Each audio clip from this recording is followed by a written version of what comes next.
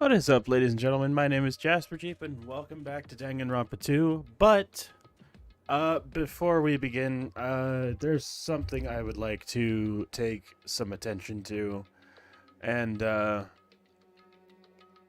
going to take you over to the live scene here, and I'm going to switch the capture over to something else real quick.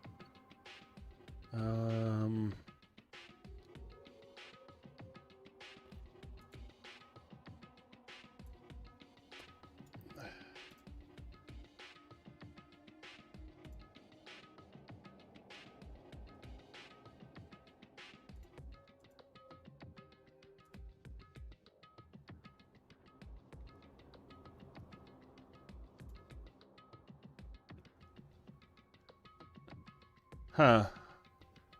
Well, I guess it won't capture what I'm trying to show you guys, but anyway, so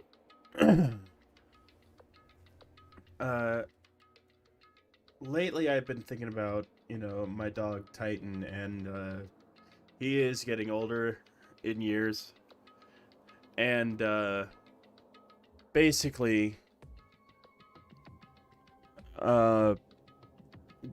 I'm thinking about getting another dog to be like a friend to him as he gets older, so, he's not alone, when his time comes.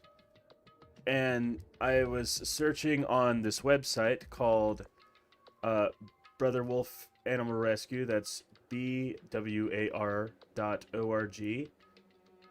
And if you go to adopt and click tell me more, you'll come down to these pictures. You will come down to a little orange button that says view adoptable animals, and then click dogs, and you scroll down and it'll show you pictures, and there's this one dog that is a pit bull, and his name is Sir Toasted Marshmallow. And if you look at this dog, you look at the pictures they have of this dog, and your heart will just melt looking at him. I wish I could share the screen and show you this dog myself, but when I upload this video to YouTube, I'm gonna put a link in the description, and I want to see if I can help get this dog a home. If you're watching this and you see this on YouTube, go to the link in the description that I will add, and if you can't adopt him, please spread the word about him. And if you can't adopt him, please make sure to make a donation. And try to get this dog a home, because he looks like he's such a sweet boy. Oh,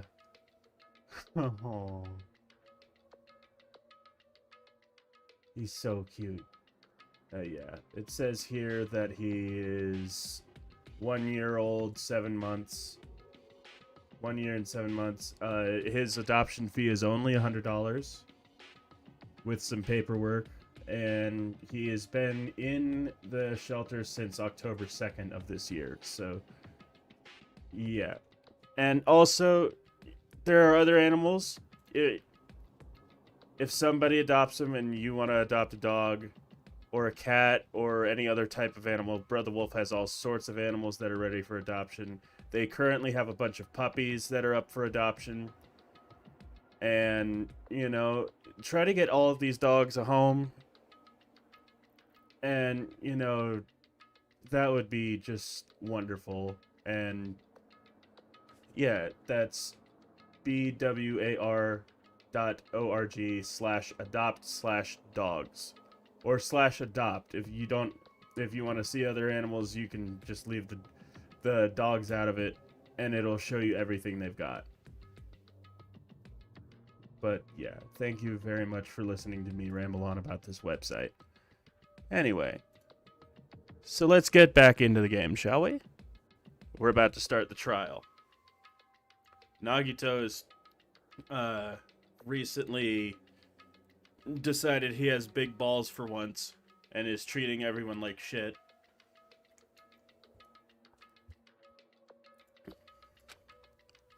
Nagito's chilling laugh continued as he disappeared into Monokuma Rock. Calm down. That's right, I need to calm down. I took several deep breaths, and once my nerves settled, I stepped into Monokuma Rock.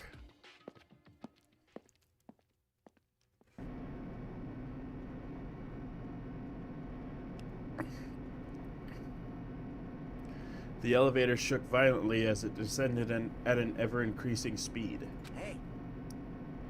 When we're in a normal elevator that shakes this bad, it reminds me of how efficient that elevator in the funhouse was. Well, yeah. Yeah, that's probably true. The elevator continued to shake and descended deeper and deeper. Also, by the way, I apologize for no face cam today. I just don't really feel like having the camera on today. And yeah. And suddenly it stopped like it always does. Well, you say it stopped, but it's still going until I click, that is. There we go. And the door opened. Oh, God. Reminds me of when I was a kid, and we went to Sunday school. And at church, they had these cardboard blocks that were fun to play with, but they were all over the place. I understand your desire to applaud this wonderfully vulgar trial ground. Yeah, that's definitely vulgar. But it's so exhausting to discuss the useless things, so let's just get on with it already. So sad, my chest hurts. Forcing everyone to do this is so sad. Hey. Come on now. Don't go talking without permission after I've already said my catchphrase. Now I'm really angry. Otherwise, I'll roll a dice, and based on the result, I'll give you a sex change operation that many times. What an extreme punishment. Now then, let's get on with it once again. Let's get a move on, boys and girls. You mean everyone? And so it begins. I hope this would never happen again, and now it's happening for the 4th time. The curtain to the 4th class trial was about to open.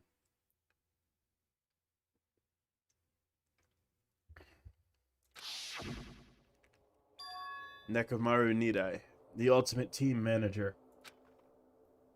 He was more passionate, more daring, and more honest than anyone I'd ever met. Surely he was more than anyone.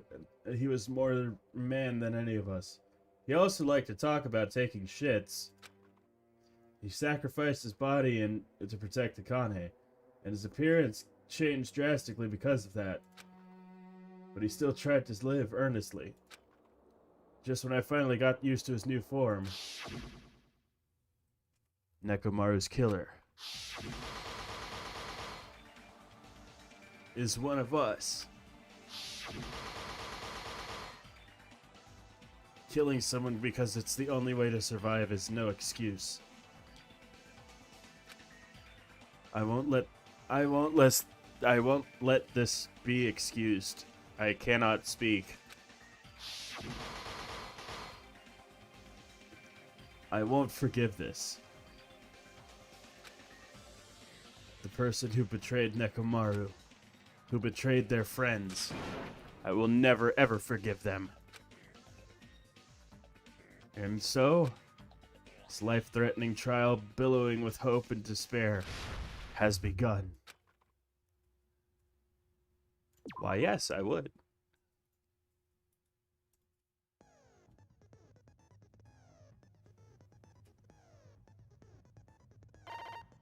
I don't have any skills. Apparently I could go buy some, but I don't really want to do that. Now then, let's begin with a simple explanation of the class trial. During the class trial, if you vote correctly, I'll punish everyone. I'm sure you guys are starving by now, but let's get revved up and raring to go. Whoever survives will be treated to a fancy lunch. Guess what? Rabbit curry is on the menu. Huh? I'm not the main ingredient, right?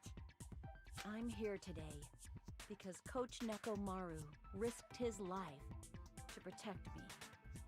I'm gonna be the one who avenges him. I'll definitely find out who the killer is. I'm definitely not tempted by curry. Got it? Of course you're not. Akane, you seem to have an impressive amount of drool flowing from your mouth. Hey, why don't we try going over the incident? We weren't able to leave Strawberry House, so I want to make sure we get a detailed understanding.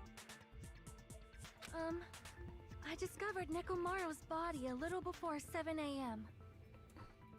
I headed over to Grape Tower for Monokuma Taichi and found the body there.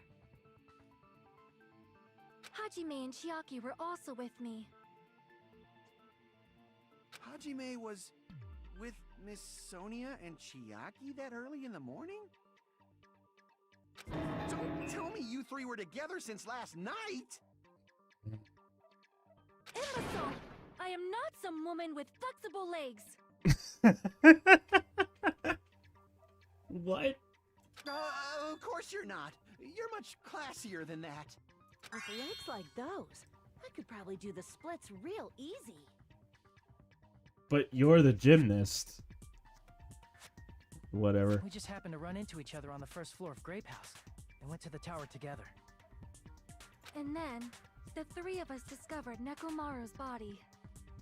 The body discovery announcement was made soon after. Akane heard that and rushed over. We heard the body discovery announcement too, from Strawberry House, obviously. As I recall, we found out the elevator was out of order, which left us stuck. Mm-hmm. So we decided to go to the tower for the time being and headed for Strawberry Hall. But someone even broke Strawberry Hall's door button. We couldn't go anywhere because of that. Thinking we should at least find some method to communicate, we set our sights on the lounge telephone. Forget these boring intros. Let's talk about the killer.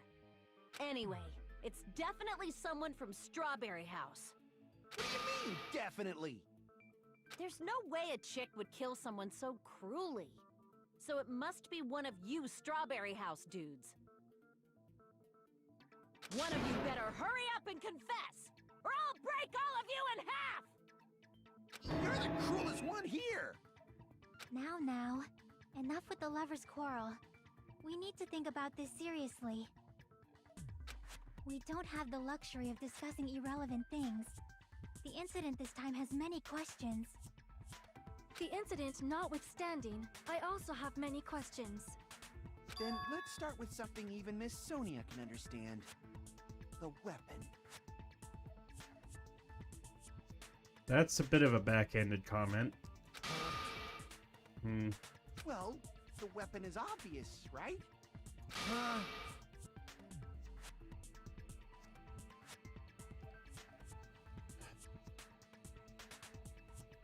What is Nagito doing? What the heck, you guys? The weapon! You could totally tell just by looking. You can tell what the weapon is just by looking at it. It wouldn't be much of a mystery if that were true. Blah. The only thing that the crime scene that looked like a weapon was probably it was the hammer.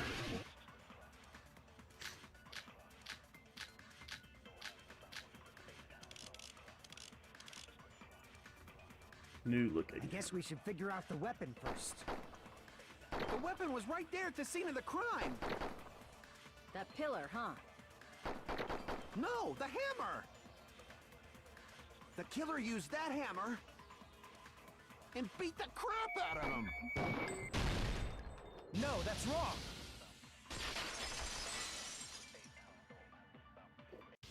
No, I can't accept that that hammer was the murder weapon. Why not? Why can't you accept it? A lot of oil was flowing from Nekomaru's body, just like human blood, right? If the hammer was used to beat Nekomaru, you'd expect some oil to be on it at least. But that hammer was clean. So that's why you can't accept that it's the murder weapon. Well, yeah, but the killer might have wiped off the oil later. Hiko is a lot more likable now. Why? Well, obviously, to make the hammer look like it's not the murder weapon. Then why bother cleaning the oil? If they didn't want it to look suspicious, they would have discarded the hammer. You're pretty insightful, baby gangsta. Oh Baby gangsta? Me? god. Uh-oh. Just so you all know, I was trying to test you guys. Uh-huh. I thought, maybe you guys mistook the hammer for the weapon or something. Uh-huh. Seems that was a waste of time. That was a huge waste of time. Then what was the real weapon used to murder Nekomaru? It was the pillar. That's the problem. There wasn't anything else at the crime scene that looked like a potential weapon. Then, how about we look at it from a different angle? If it doesn't have oil on it, it's not the weapon. So whatever has oil on it must be the weapon, right? Mm-hmm. I see. Yeah, Akane had it right the first That time. broken pillar. Possibly. Then that pillar is the weapon. Coach Nekomaru got clobbered with that pillar. Nobody could withstand a blow from that pillar. Even if you used 100% of your muscle strength, it would be impossible to wield it as a weapon. Why? We tried to move it, right?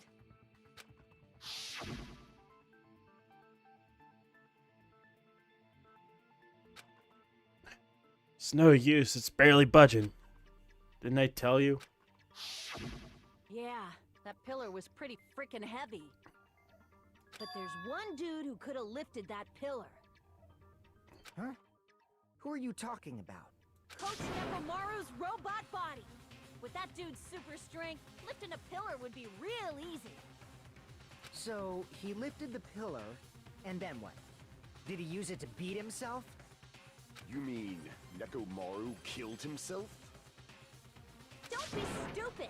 He ain't the type to commit suicide. Mm, Then even if Nekomaru could have lifted that pillar, it has nothing to do with the case at all. Well, I guess you're right. mm. What the heck? But it does bother me a little. That word, suicide.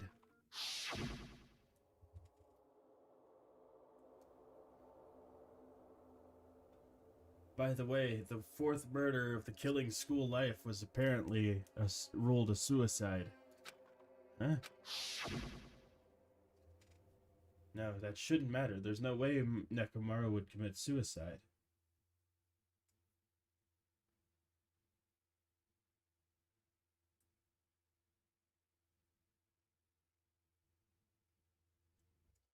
But that's a problem. If it's not the pillar, then there's no other weapon we can think of. There may be a way to use the pillar as a weapon without lifting it. Huh? For reals? Such as knocking it over. Yes, for reals. I see. So my gut was right after all. All right, it's up to you, Sonia. Prove that pillar was the murder weapon. Understood. Then I shall give it my all. So I'm gonna have to agree with her at something. Sonia, here I go!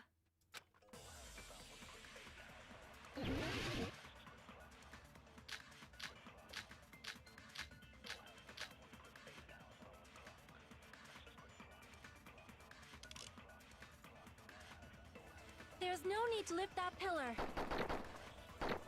If the pillar was not lifted, beating him with it is beyond a dream. What about tipping the pillar over? They aimed right for his head and bullseye. Oh, wait, how is... Even I could... Hold up, how do I agree?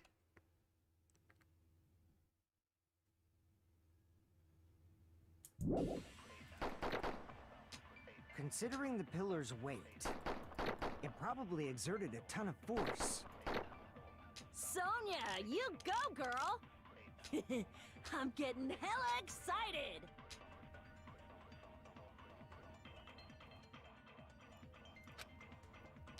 There's no need to lift that pillar.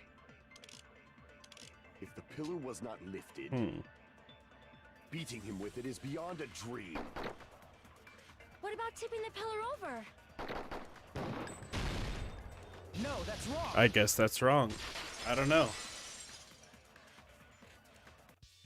If Nekomaru was crushed by the pillar, then there should have been fragments on top of his body.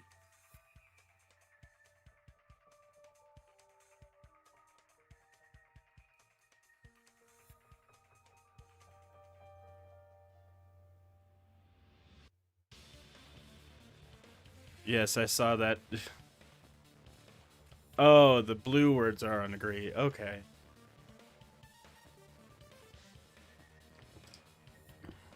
Huh? Fragments? The pillar fragments were scattered beneath Nekomaru's body, but there weren't any on top of his body. If the pillar had been tipped over and crushed him, the fragments should have been on top of his body instead. I briefly considered that too, but it's probably not what happened. I see. That was entirely my bad. If they didn't Don't tip worry it about it. over, then how did the killer murder Nekomaru with that pillar? How much longer are you gonna focus on the pillar? Just let it go already. There's no way I can let it go. I'm positive that Nekomaru was killed by that pillar. Why are you so certain about that? I just have a feeling. A feeling, huh? That's just your instincts. But we can't say for sure that that instinct is wrong, can we? There's another way to use that pillar to kill. You guys just haven't noticed it. Is that true? Then I shall ask you, what way is that? You guys, the same as usual. You're unable to clear a path to the future with your own powers, so you just stand there and falter. Oh, fuck off. We need to focus on the trial. What a waste of talent. And you all intend to fight the Future Foundation? You make me laugh. Fuck you. What did you say? Regardless, it's not like I want to die with the rest of you. So I guess I should lend a hand. How about I punch you in the throat? Hey, Nagito. What the hell happened to you? How come you're not talking like a lunatic anymore? I've learned a valuable lesson. Ignorance is by far the greatest shame. It doesn't make you better than anyone else, dude. What do you mean? Who cares? Just tell us how the pillar was used to kill. Well, first of all, the pillar itself is not enough. But when combined with a specific item, there's a way it could be possible. A specific item? Of course, the ultimate weapon. Ultimate weapon? Isn't that the thing you get when you clear the final dead room? So, Nagito knows what the ultimate weapon is? Of course I know. But I'm pretty sure everyone else has seen it, you know? We've seen it? That's right. You've seen it clearly. Because I, the one who has claimed dominion over evil, am the ultimate weapon! You're the ultimate breeder, dude. I am he who cuts the insolent catalyst which flows out from the chaos with the sword of victory. It's only fitting that I deserve to be called the ultimate weapon! You're the ultimate breeder, again. No, you are far greater than the ultimate weapon, since you wield your 4 dark devas of destruction. I see. I don't know why, but I'm not liking this. Yeah, it's called jealousy, jackass. Cut the bullshit and say it clearly. What is the ultimate weapon? In order to clarify that, we first need to solve the secret of the funhouse. Huh? The secret? You still don't realize Fuck. it? Jeez, get it together. You're supposed to be the symbols of hope, aren't you? Ah, I forgot. Except for Hajime, of course.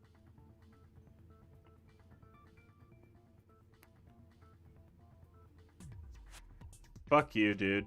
Except for Hajime? If we make it out of this, I'll explain it to you guys. Anyway, we must first clarify the secret of the funhouse, right? Then I think it must have something to do with the structure of the funhouse. Strawberry House leads to Strawberry Tower, and Grape House leads to Grape Tower. But in actuality, they are both the same building, and both houses are linked to the central tower. Mm-hmm. It is undeniable that such a sweet building structure is the secret of the funhouse. Man, not only does that make perfect sense, but Miss Sonia's beautiful voice is just so soothing. Whatever, dude. Faux show! I shall leave this matter to your discretion. She's trying. The two houses are connected to the tower in the middle. I thought that at first too, but I ended up finding proof that completely contradicts that.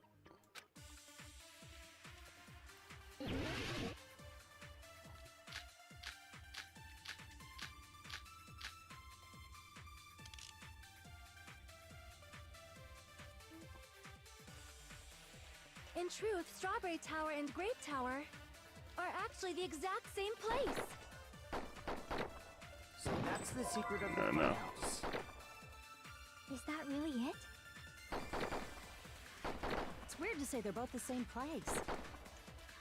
I mean, the walls are different colors. And the designs on the floor are also different. We've already settled this problem. Give it 10 years before you argue with Miss Sonia.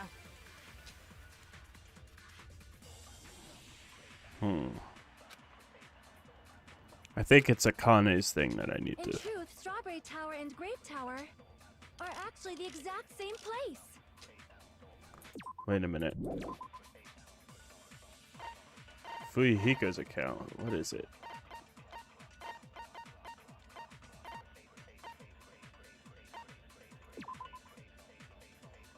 Okay, that's not it. So that's the secret of the funhouse. Is that really it? It's weird to say they're both the same place. I mean, the walls are different colors. Nope, that's not it. Damn it! In truth, Strawberry Tower and Grape Tower are actually the exact same place. So that's the secret of the funhouse. Is that really it? It's weird to say they're both the same place. I mean, the walls are different colors. That's not it either. Hmm. In truth, Strawberry Tower and Grape Tower are actually the exact same place. There we go. No, that's wrong.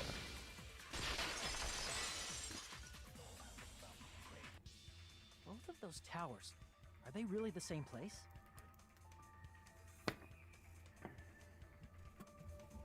Why are you asking that now? Do you harbor a grudge because my kingdom destroyed your homeland? What? What? What? What? Hajime, I won't tolerate any sort of rebellion. You're not a knight, dude. I mean, doesn't it seem strange? When we went to Grape Tower from Grape Hall, Nekomaru's body was in front of the door to Strawberry Hall. But when we went to Strawberry Tower from Strawberry Hall, his body was in front of the door to Grape Hall. It's probably some kind of trick, like the floor rotating 180 degrees or something. If it is, then see? That means it could have passed as the exact same place, right? If so, then what? Do you seriously think such a simple answer is the correct answer? Usually that's how it is. Does that mean he's wrong? Oops, I guess I've said too much. If the floor didn't rotate, then that means we need to think about the structure of the building again. Bow down. Hmm. Then how about this? Somebody moved Nekomaru's body. That's not... That can't be true. Well, we were moving from Grape Tower to Strawberry Tower, but we should have all been together during that time. Even if they tried to move the body inside the tower. Then Monokuma did it. While we were moving, Monokuma quickly moved things around. But Nekomaru's body wasn't the only thing moved. Are you saying the broken pillar was moved too? If it is too heavy to carry, let them roll it. Just like if there is no bread, let them eat cake. Okay, well, no. That's a bad quote. You're quoting, you're straight up quoting Marie Antoinette, who was an aristocrat and talking about the poor people.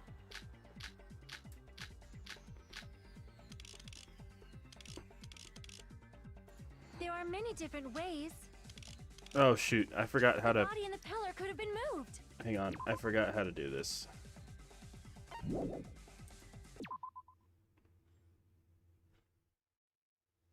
Okay, the WASD keys. The pillar could have been rolled, and Nekomaru could have been moved piece by piece. I decree it was Monokuma's doing. Moving the body and the pillar in such a short time. That might be hard even for Monokuma, don't you think? It seems you have forgotten. Monokuma is surprisingly strong, wielding the power of the futuristic rope, the pillar, the body, everything that he could have moved it all, easy as pie.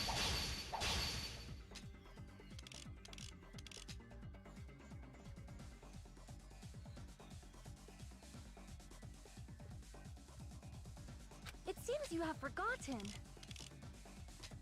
Monokuma is surprisingly strong, wielding the power of the futuristic Robo-Bear. No.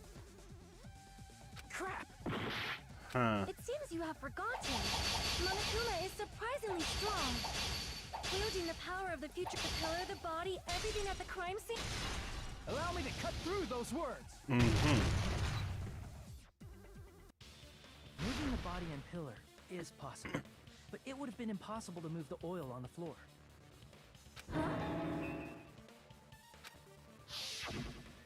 When the position of Nekomaru's body and the pillar changed, the oil surrounding his body moved too. Physically moving all of the oil like that is simply not possible, no matter how you look at it. Then it's impossible to think it was moved. I am terribly sorry. I cannot believe I got so fired up. It's all right. A fired up Miss Sonia is awesome to watch. So what really happened? Does that mean the two towers aren't the same building? We can't be certain of that either. Not when the experiment involving the handbook I left on the tower floor was a complete success. Yeah, the e-handbook was still there. That's why we thought the two towers were the same building. If they're not the same building or two different buildings, then what are they?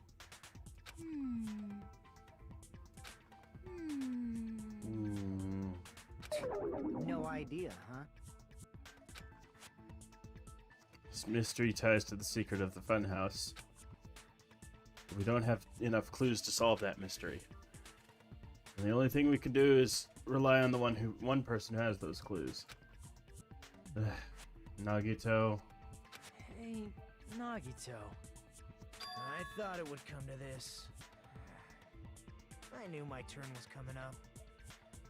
Fine. I'll tell you guys a big hint that can help you solve the secret of the funhouse. Fuck you. Give us the answer, not a friggin' hint. But then it wouldn't mean anything. I need you guys to do this class trial properly. It's also important for me because it will help me determine something. Determine? Is he talking about the traitor? If so, why did Nagito say that all of a sudden? Did something happen to him? But how do we know your hint is any good? It's suspicious that you're the only one who knows it. I have a good reason for that. The reason I'm the only one who knows it is because I was the only one who performed the appropriate action.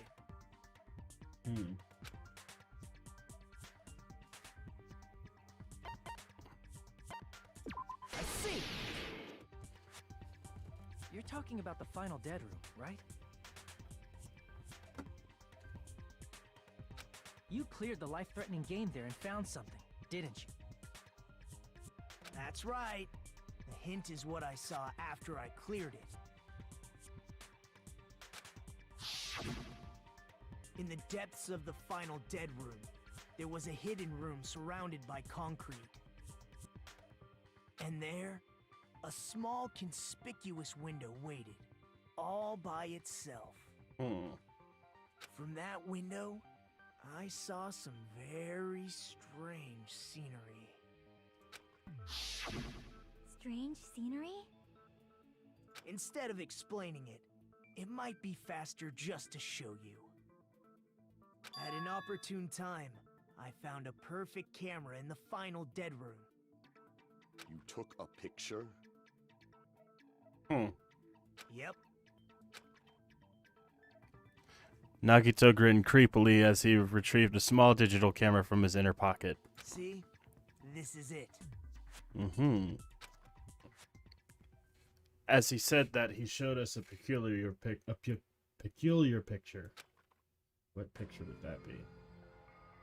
Let me explain it to you again. What the fuck?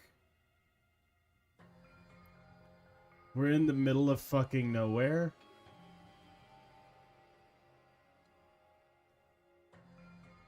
I took this picture on the first floor of Strawberry House, from the secret room within the final dead room. But don't you think it's weird? If the funhouse's structure is what you guys have been thinking, then there's lots of things that don't make sense in this picture, right? A lot of pictures. I mean, a lot of sense that is not being made. I don't know. Nothing in that picture makes sense. Then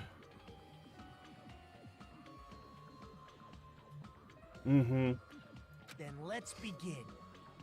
Shall I call it thinking time?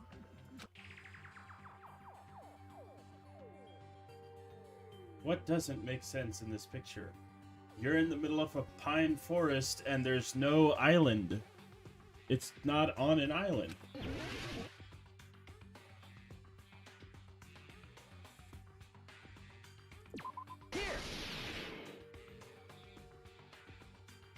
You said this photo was taken from the hidden room inside the final dead room, right? If that's the case, then that means it should have been taken from the first floor of Strawberry House. Yeah, it should have been. Then this is definitely strange. This photo doesn't look like it was taken from the first floor. The angles suggest it was taken from higher up. Mm-hmm. I see. And is that it? Nagito said there's lots of things that don't make sense in this photo, which means there are other contradictions to be made in it. Also, there is no amusement park. That's right. They're supposed to be in the middle of an amusement park.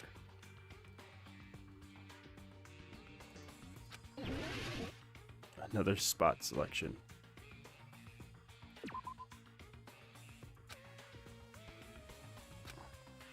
Crap!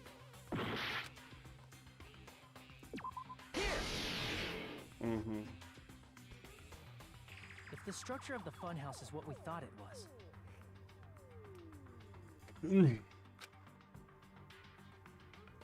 Grape House and Strawberry House should link to the tower in the middle. But there's no other tower. Which means, if you're viewing the tower from Strawberry House, you should see Grape House behind it. But in this photo, I don't see anything behind the tower. No shadow, no shape, no Grape House at all. That's right. Good call. In summary, this is the truth contained in this photo. The first floor of Strawberry House is located in a high area, and Grape House is not behind the tower. It's not? Are you saying that Grape House is merely an illusion spell cast by Monokuma's cursed eye? From this point on, do your own thinking. Now that you've finally met the same requirements as me, if you guys are truly symbols of hope, you can easily solve a simple mystery like this. It might be possible for Hajime to solve it too, even though he's just a normal high school student. Despite the fact that you don't have a real talent, you already know about the other clue. The other clue? Is he talking about that one time? Why, hello there, Hajime. Nagito, why are you here? Because I showed up. You showed up? How did you even come here? Maybe I teleported. You're referring to when you suddenly appeared on the second floor of Grape House, right? I'm asking you just to be safe. At the time, where do you think I came from? The top floor, right? Such sharp eyes. So you realized it already? Top floor. So the third floor? But the Monokuma Archive should be the only room on the third floor of Grape House. What does it mean? What? Was that thing just now another hint to figuring out the mystery behind the funhouse's structure? Reason Nagito appeared from the third floor. Using the photo he took, I might be able to find the answer if I just think about it. Oh boy. Alright, let's do this.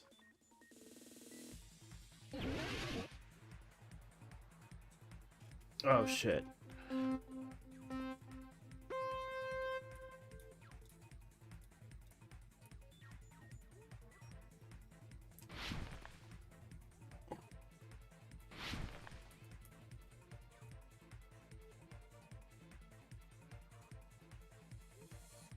Whoa.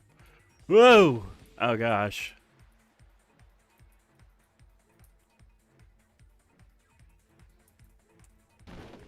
I was not hitting that.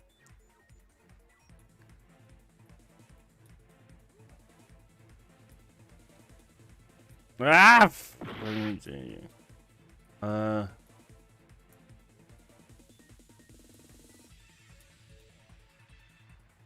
They don't exist. Because I think it's a well, that's not the right answer then. Okay, well then, yes, they do exist. I thought it was a trick question.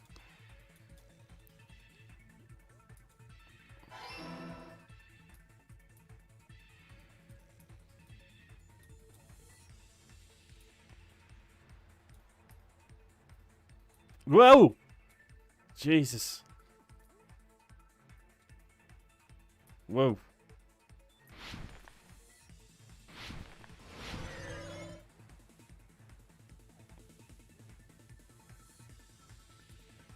They're different buildings, right?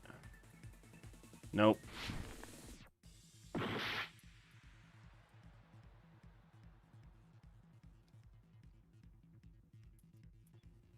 They're the same building.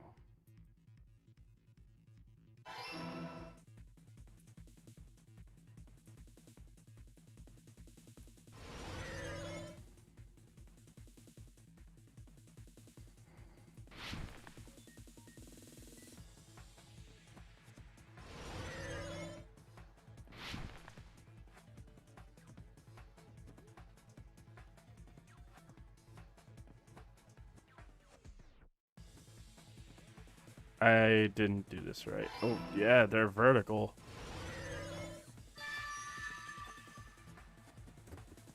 Woo. It's all coming together.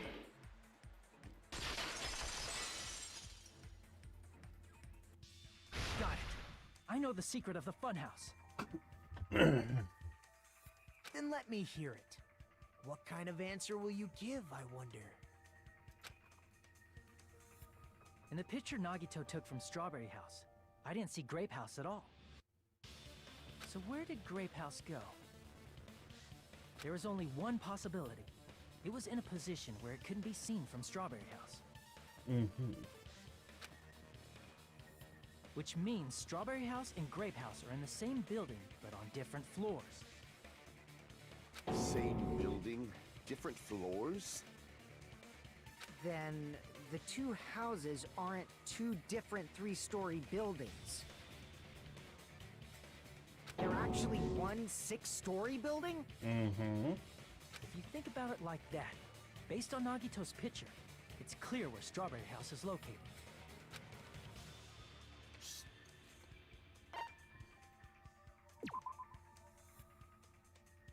Crap!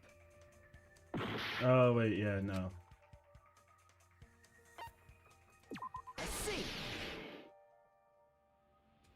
On top of Grape House. That's where Strawberry House is located. Because of that, the photo taken from the first floor of Strawberry House was at a high angle. Altogether, this means the first floor of Strawberry House is also the fourth floor above Grape House. Oh, snap! I never expected that the two houses were connected vertically. Oh, snap.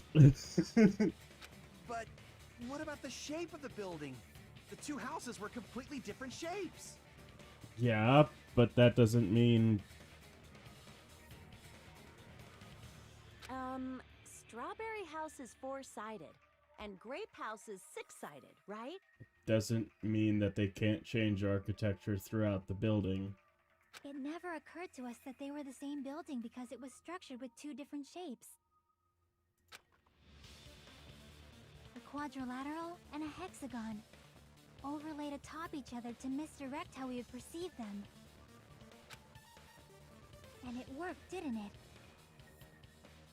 Disregarding the tower, we fully believe the two houses were two separate, distinct buildings. In order to conceal the unique design of the funhouse, Monokuma put us to sleep so we couldn't look at the outside of the building when he brought us to it. You've just been Kuma'd! Don't you think a building full of so many surprises totally deserves to be called a fun house? Then, it's true? The building was really like that?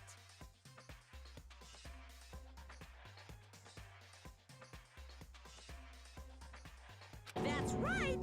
Those those two houses exist on different floors in the same building.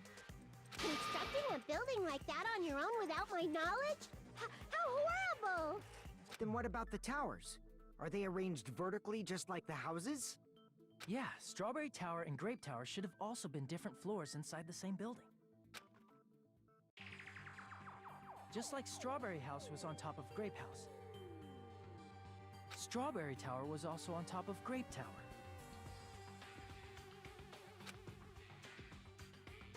However, if they're different floors within the same building, why was Nekomaru's body in both places? Aw, your precious hammies don't know? But it's so simple. Alrighty then. I'll be the one who solves this mystery in a flash. Please watch me, Miss Sonia. Oh, I see. Do whatever you like. I'll definitely make her watch me. I'm gonna stand out till she notices me. Notice me, senpai.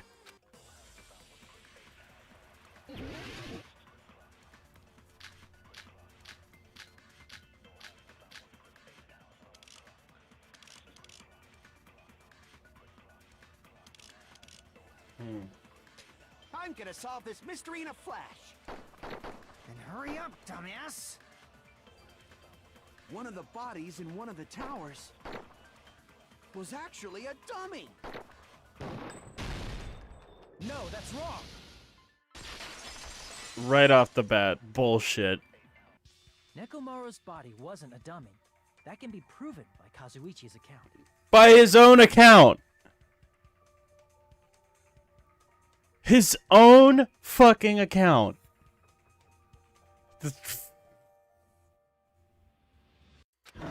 Me? Yeah. That surely... Remember? When we moved from Grape Tower to Strawberry Tower, we thought the body had moved. And that's when you said... Not just that, the parts that I carefully arranged, I disassembled the body all moved too. Right up until that moment, you were disassembling Nekomaru's body at Grape Tower, right? Mm-hmm. The killer couldn't have known how you'd take apart his body, so they couldn't have built a dummy.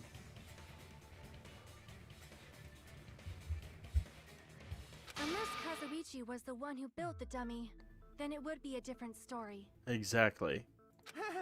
Miss Sonia, that's a pretty harsh joke. Hmm. You are joking, right? It's alright. Kazuichi is not the killer. If he was, he wouldn't have fixed the elevator or the button in Strawberry Hall. It'd be much more convenient for the killer if it stayed broken. I see. That is disappointing. I'm even more disappointed. However, even if Nekomaru's body wasn't a dummy, it's meaningless if we don't have the important answer. The reason Nekomaru's body was in both towers, even though it was supposed to be on different floors. Maybe it was simply moved? The body moved to a different floor? Maybe the tower is an elevator? You can't think of a device like that? A device that moves things to different floors in the same building? It's an elevator. It's a cargo elevator. Duh. Do we really have to fucking do Hangman's Gambit for this shit? Because they can't think of an elevator? Or for you British folks, a lift?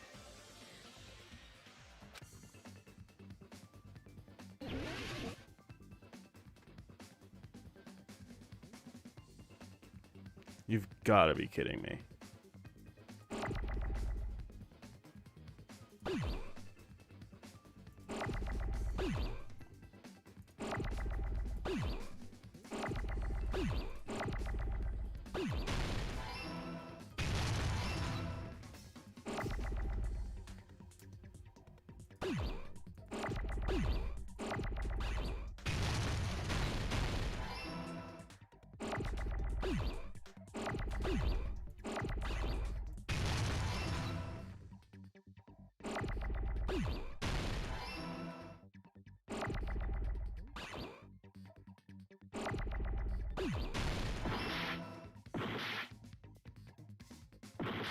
Damn it.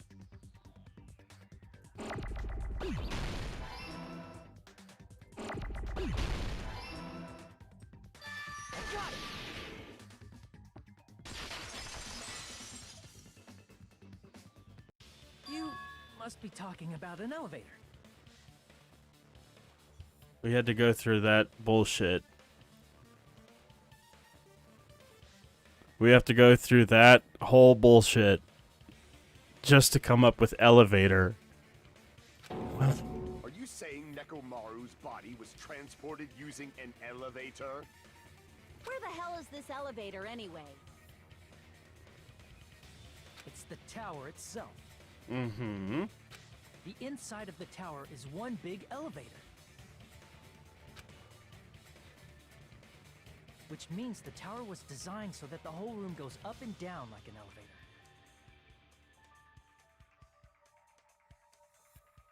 So whether you enter from Strawberry Hall or Grape Hall, That's right, because Akane could hear a noise. it all leads to the same room, right? So that's why we could only enter it from one side or the other. Now that you mention it, sometimes when I pressed the door button, it took a while for it to open. I see. We were basically waiting for the room to arrive, just like an elevator. Please hold on. If the inside of the whole tower ascends and descends like an elevator, then why is there a picture of a strawberry on the far back door when you enter from Grape Tower? And a picture of a grape on the far back door when you enter from Strawberry Tower. If the room just moves up and down like an elevator, there's no reason for the doors to change. Plus, after the incident, the far back door in Grape Tower had chains wrapped around it, right? But when we entered Strawberry Tower, those chains were gone. Not just that, but if I remember correctly, even the doorknob was broken off. There are too many strange things. Was that tower really an elevator? It's the only plausible thing, if you ask me. When you see people and things, make sure you focus on the good parts instead of the bad. What did you say? So, let's put aside what's changed and focus our attention on what hasn't. Why do we have to do that? Because it's part of solving the damn mystery, you fucking moron. It's fine. Come on. What does everything that hasn't changed have in common? Things that didn't change when we moved between the two towers. That includes the body, the pillar, and the oil. We've been talking about that stuff for a while now. Shouldn't be anything strange about them, not even the fact that they all moved with the elevator.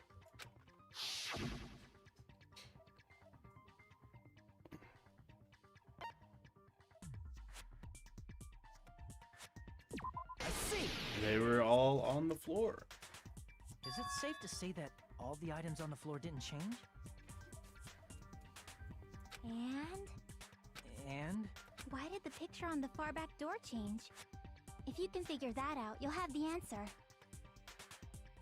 The reason is because that elevator has something unique about it.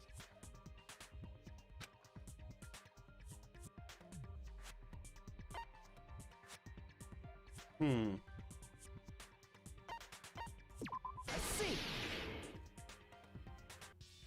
So that's it. The elevator was designed so only the floor moved. Only the floor moved?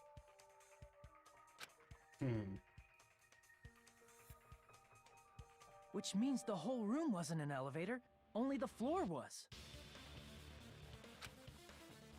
That's why we saw different doors in each tower.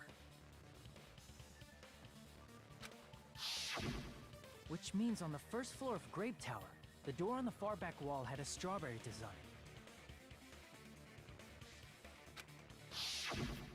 And on the 4th floor, which was Strawberry Tower, a different door on the far back wall had a grape design.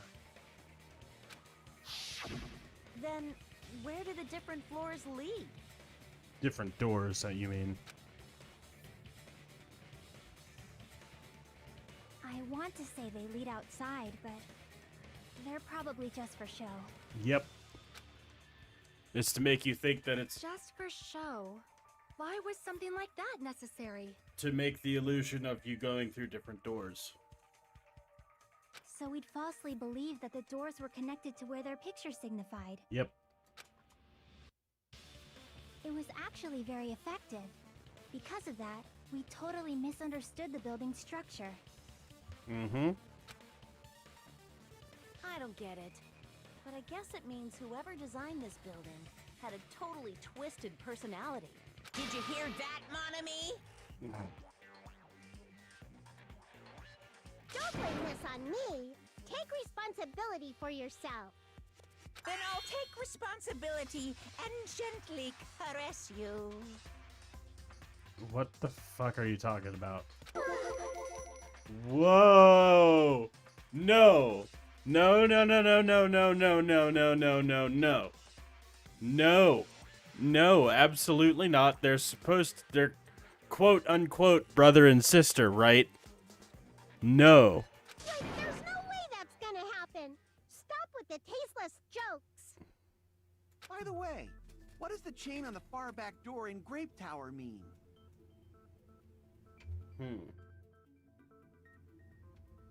It was probably wrapped there by the killer to keep us as far from Strawberry Tower as possible.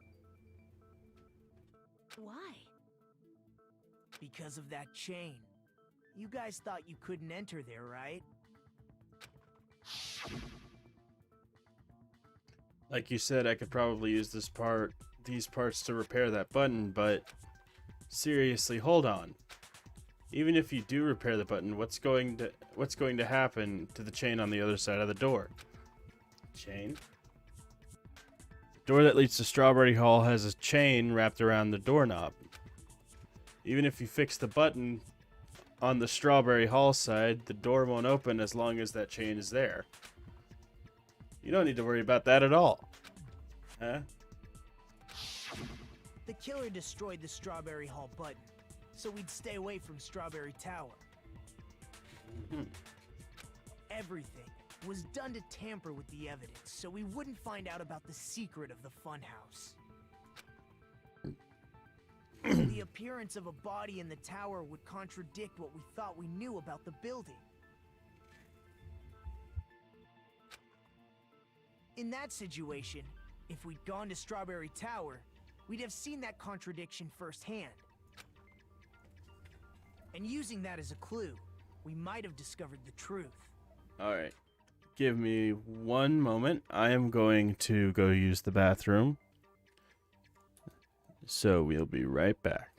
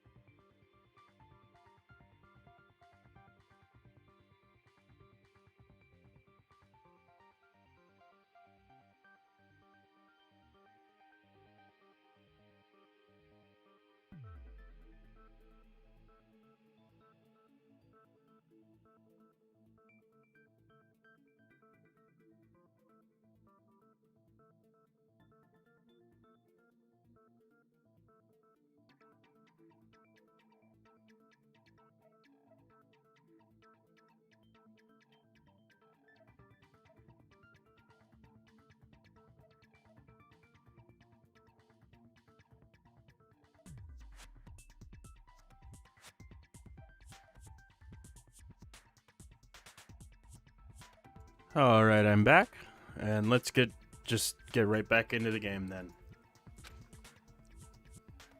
The truth that the two houses and the two towers are actually one complete vertical building.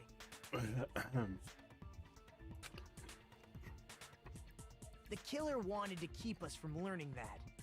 That's why they made us stay away from Strawberry Tower. Mm-hmm.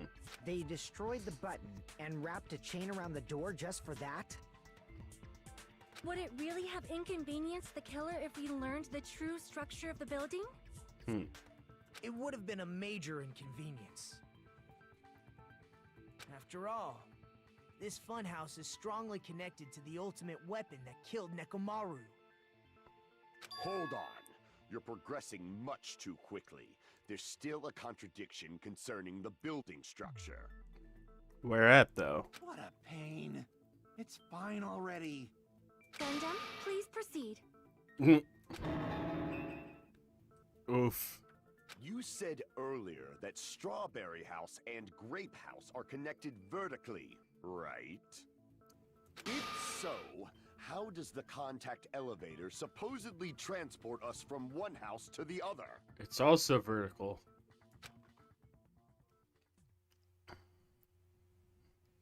Now that you mention it, I completely forgot about that matter. If that elevator moves vertically, then when your back is facing the elevator, both towers should be on the same side. But does this reflect reality? Inside Grape House, Grape Hall is on your right when your back is to the elevator. And inside Strawberry House, Strawberry Hall is on your left when your back is to the elevator. Which means the houses are on exact opposite sides of the tower. Answer me, fiend! What does this mean? What does this mean? I agree. What does this mean? If the two houses are connected vertically, he just said that. But in fact, blah-de-da-de-da. Dee-da-de-da-de-da. How can I break through this contradiction?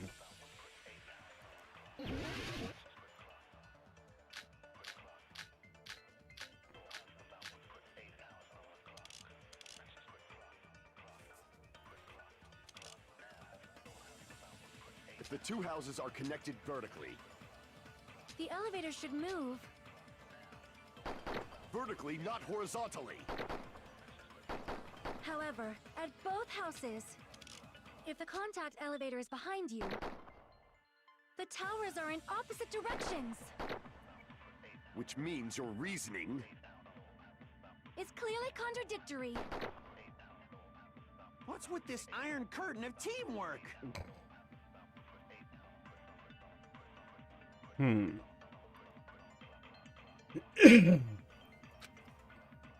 Iron curtain. What?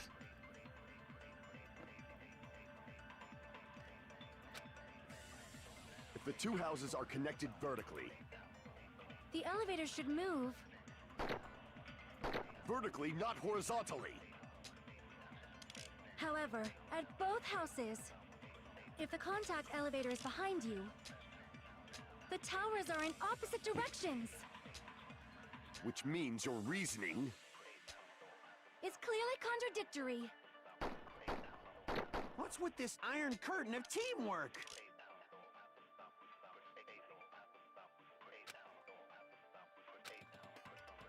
if the two houses are connected vertically, The elevator should move. vertically, not horizontally. However, at both houses, if the contact elevator is behind you, the towers are in opposite directions.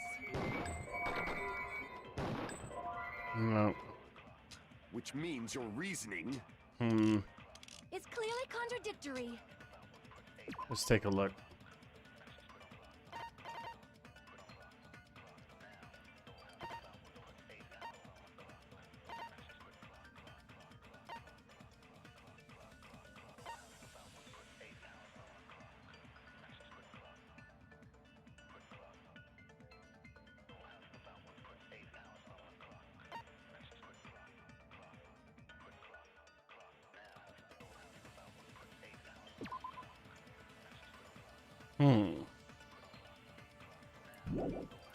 Let's try that. What's with this iron curtain of teamwork?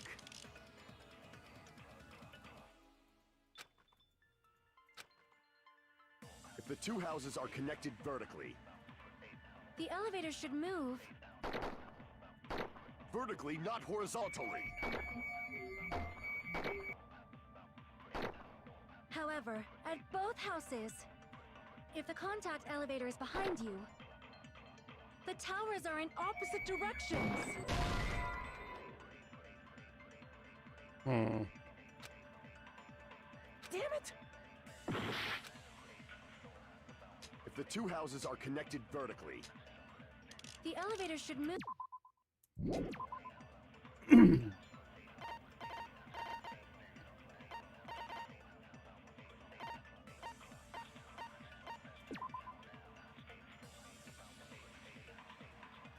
Some kind of scratch on the knob itself.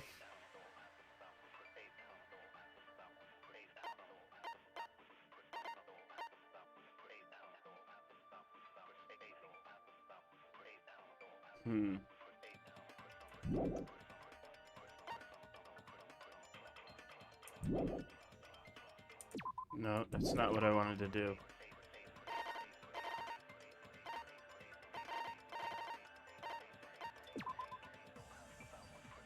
Yeah.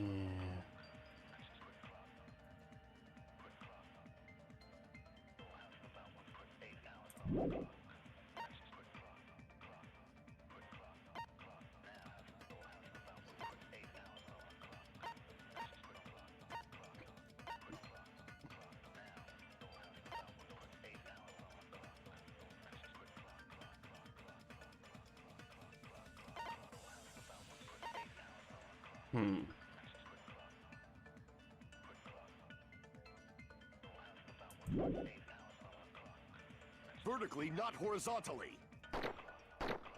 However, at both houses, if the contact elevator is behind you, the towers are in opposite directions.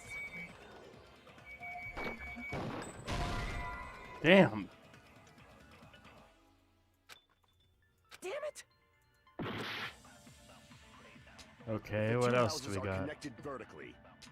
Nagito's elevator sudden should move. appearance. Vertically, not horizontally. However, if the The towers are in opposite directions. Okay, let me try that on vertically Damn it. instead. Okay. If the two houses are the elevator should move. vertically, not horizontally. Nope. Damn it! They both say your back is The getting two scorched. houses are connected vertically. The elevator should move. Vertically, not horizontally. Nope. Damn it! The Okay. two houses are connected vertically. The elevator should move. What's Fuyuhiko's account? Vertically,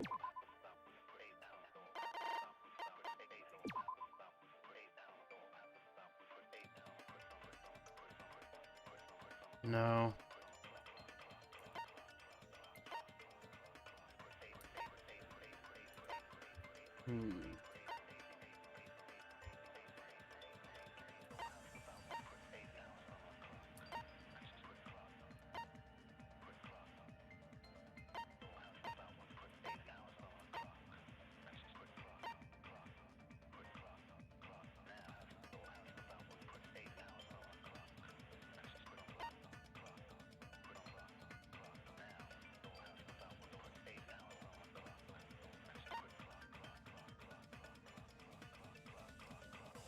Oh, it's Kazuichi's account. Okay. However, at both So, houses, Kazuichi's if the account. contact elevator is behind you, the towers are in opposite directions. Okay, no, use it on vertically. Okay. Damn it! if the two houses are connected vertically. The elevator should move. Vertically, not horizontally. There we go. No, that's wrong. Finally got it. elevator wasn't just moving vertically. Isn't that right, Kazuichi? Me? Come on. You used the elevator while you were holding that compass Nagito gave you, right? Ah, that. Yeah, it was pretty strange. From start to finish, somehow the compass needle rotated 180 degrees. So now Kazuichi's argument busts through Sonya and Rotated 180 degrees? mm-hmm. Meaning, as the elevator moved between the two houses, it also rotated 180 degrees. It was probably following the building's perimeter as it rotated to the other side. Huh. So it was more like a monorail.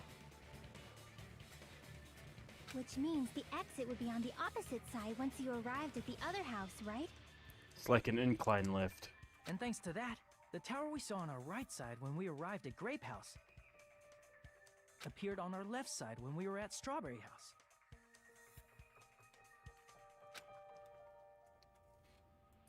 An elevator that rotates while it moves. Is that even possible? It's like something from an amusement park. I mean, you are in an amusement park. Well, a funhouse is an amusement park attraction, you know. And since the building doesn't really need to be structurally practical, it makes for some splendid fun. That's not splendid at all. You're inhuman. Not really. I like fun houses, but not ones that end in murder, of course. You say I'm inhuman, but I'm just a bear. So I was never human to begin with. I'm different from these lowly humans. Mm-hmm. So we're done with the secret of the funhouse, right?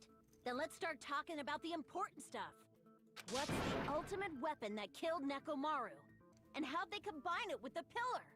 Huh? You still don't know what the ultimate weapon is yet? It's what I found at the Octagon, you know? Mm-hmm. What is the Octagon? I haven't heard about that yet. Oh my... I can't believe I have to explain that now. As long as you know what an Octagon means, you can solve this simple mystery easily.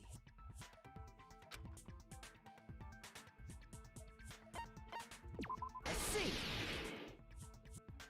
Was this really fucking necessary? Octagon is a shape with 8 sides, right? I didn't expect you to know that. For a substitute reserve course student, you're quite knowledgeable. How the fuck do you not know that by high school? How do you not know that an octagon is an 8-sided shape by high school? That's fucking stupid. I guess I should continue listening. Where is the place befitting of the name Octagon?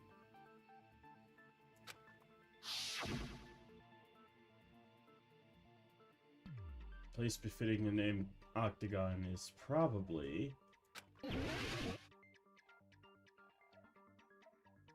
Oh, I have a minute. Oh, gosh. No,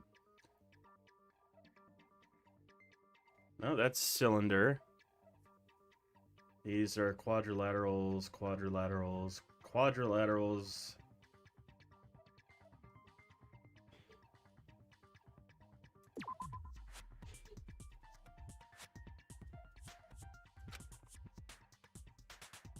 Crap!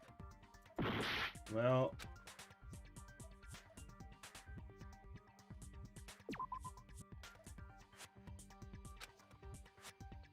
Crap! Well, no.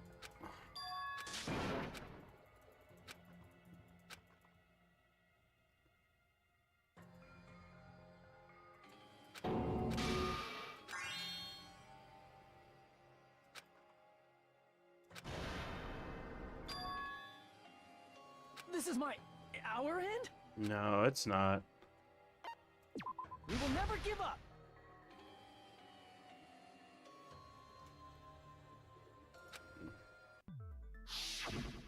So where is it?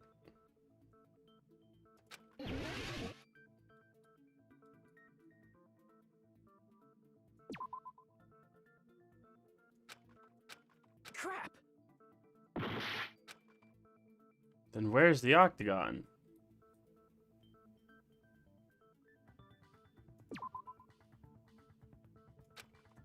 Crap!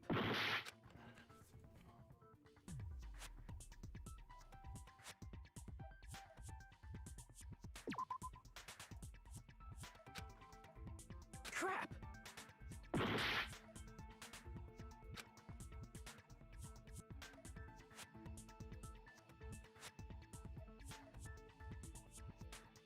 There's no octagon in sight, so I don't know. Crap! What the fuck is it?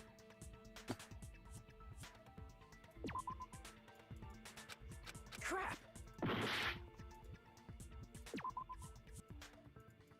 Crap!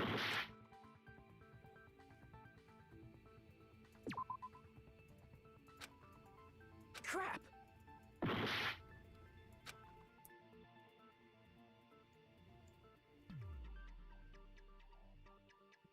Strawberry House?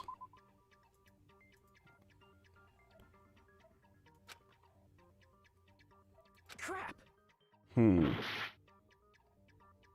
Yeah, I'm gonna look up a walkthrough for this one.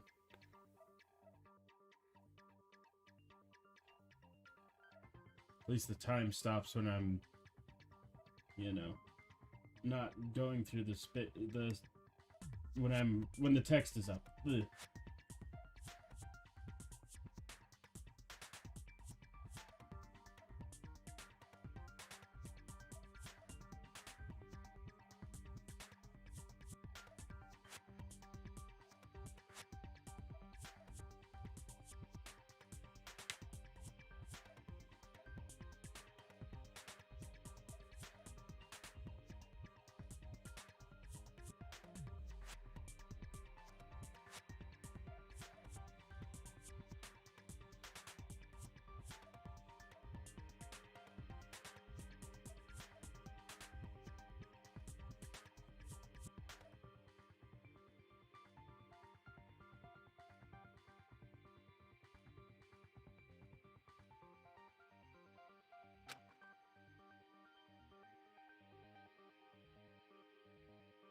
I'm just gonna let the time run out and start again.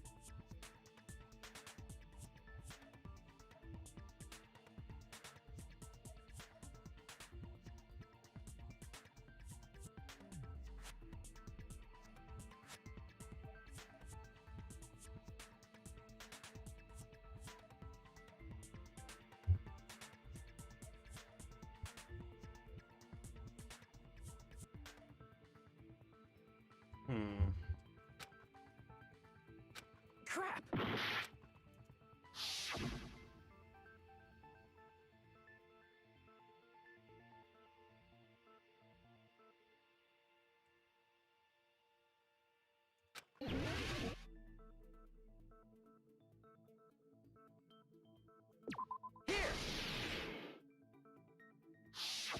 You're fucking kidding me. You're talking about the secret room surrounded by concrete in the depths of the final dead room.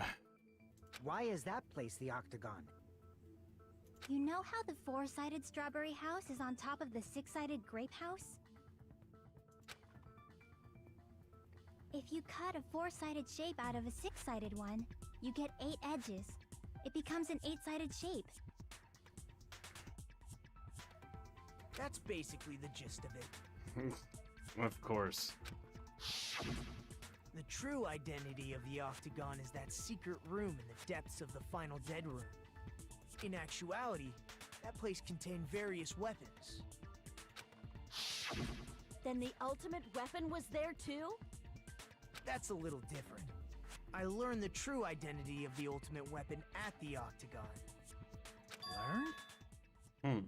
The true identity of the ultimate weapon is the Funhouse. The fun house itself. Which means the killer used the building structure as their weapon and killed Nekomaru. Like me, the killer probably realized the secret of the Funhouse from the scenery. And then thought of a way to kill making use of the building structure. The funhouse itself is the weapon. So they killed using the building structure? That's why the killer tried to keep us from learning the mystery of the building.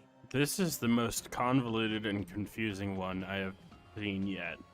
But more importantly, using the building itself as a weapon? Such a spectacular crime. It truly deserves to be called the ultimate weapon. The funhouse is true. The funhouse is the true identity of the ultimate weapon. What does it mean? How did the killer use that to murder Nekomaru? And who is the killer who did that?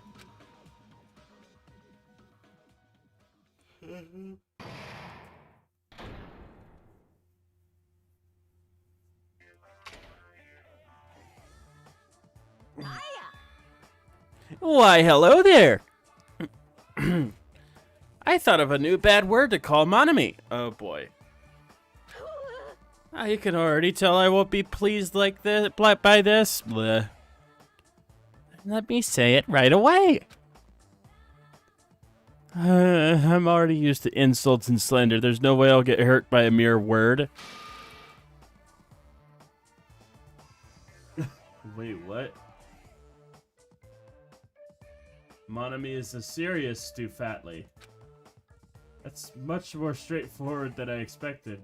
Stu Fatley, huh? That's not it. That's not it at all.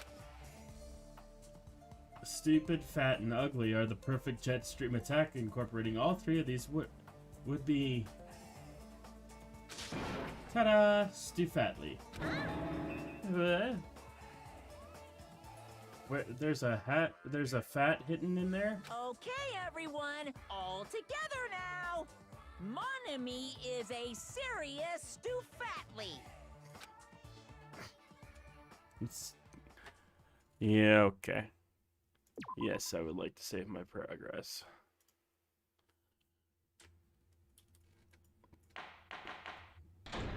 Dum da da dum bum.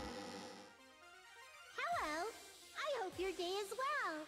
I'm trying to force myself to be more energetic, or else my mental state won't be able to keep up.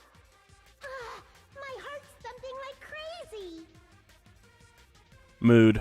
I might as well have a laid-back, so what attitude and go ahead with high energy. Yeehaw! Okay then. But be careful that your batteries don't run out for various reasons. And just like I say each time, don't forget to save frequently. Yeah. I save whenever necessary. I never expected the funhouse itself to be the ultimate weapon. Oh well, let's just press on ahead. Yeah, it really doesn't fucking matter. Is it really alright to accept a situation so easily? Yeah, let's move on. I mean, that's not what's important. The thing that's really important is the killer who used the building structure. Like, who's Nekomaru's murderer? Yeah.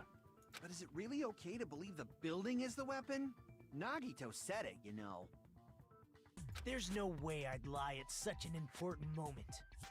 I don't want to die either. What happened to the bastard who kept saying how much they didn't mind dying? He's right. There was a time when I thought I could become a stepping stone for your hopes, but I will sincerely retract that remark. Retract? I'm disappointed too, you know. If this was a murder for the sake of hope, I'd happily sacrifice myself. You say such falsehoods, per usual. There is no such thing as murder for the sake of hope. Murder is simply murder. Forcibly sacrificing others for one's own desires. Even one as diabolical as I would avoid such actions. I see. It's fine. Let's just leave him alone and find out who killed Coach Nekomaru as fast as we can. Just so you know, it's not like I'm getting hungry or anything, you know. Akane! You were drooling waterfalls? Nagito, as usual, I can't tell what he's thinking. I have no idea if he's serious or not. Anyway, if the killer used the building's structure, why don't we think about how they used it? How they killed Nekomaru. It might be better if we clarify the cause of death first, don't you think? Nekomaru's cause of death, huh? He was horribly damaged, as if he was beaten senseless with a blunt object. But if he was beaten with a blunt object, it wouldn't be a kill that utilized the building's structure.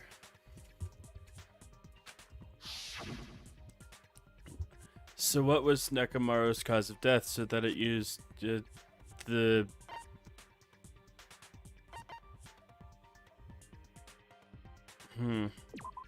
No. Crap!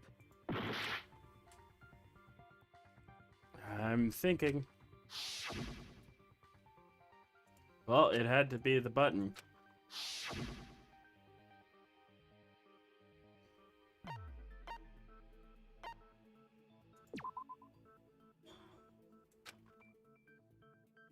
Yeah, that's right. Crap! Oh, fuck me. Okay, fine. I'll take the L for more health.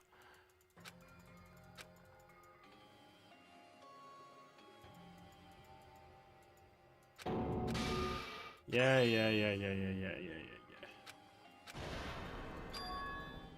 This is my... Ow. We will never give up! Mm-hmm.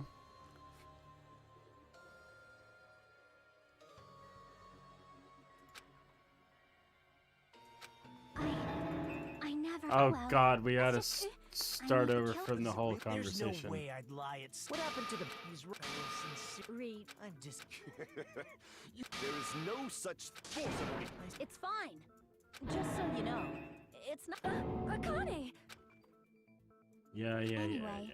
How they killed... It might be better if...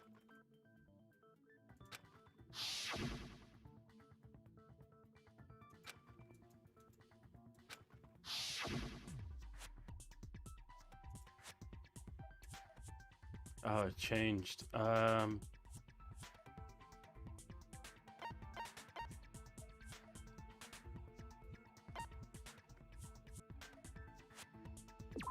see!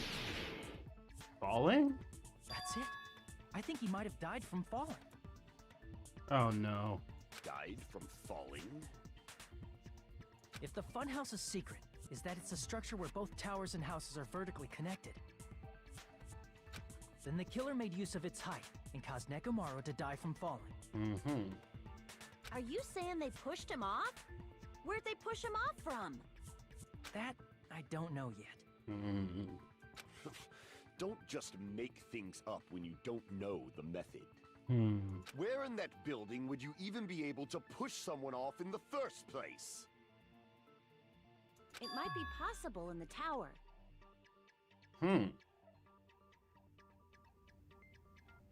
Oh? You could push him off the 4th floor when the elevator is on the 1st floor. Did you forget how the elevator functions?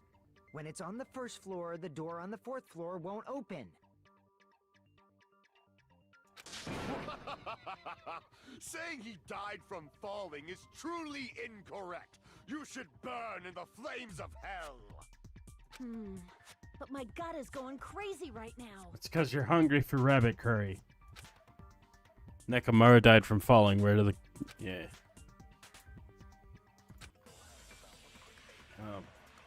Blech.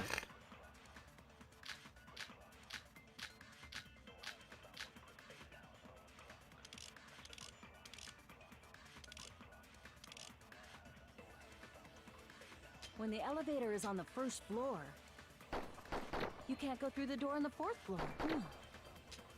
It'd be impossible to shove off the victim from up there. Then, how about this? After locking Nekomaru inside the elevator, they moved the elevator from the fourth floor to the first floor and made use of the drop. Hold on. Did you forget the elevator has a sensor? As long as there's a moving object inside. No, that's Good wrong. night button. That sensor should only work if something is moving.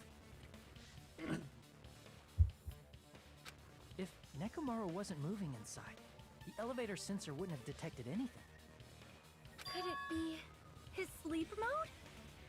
Yeah, that's what it is. When Nekomaru's goodnight button is pressed, all of his functions shut down, and he enters sleep mode.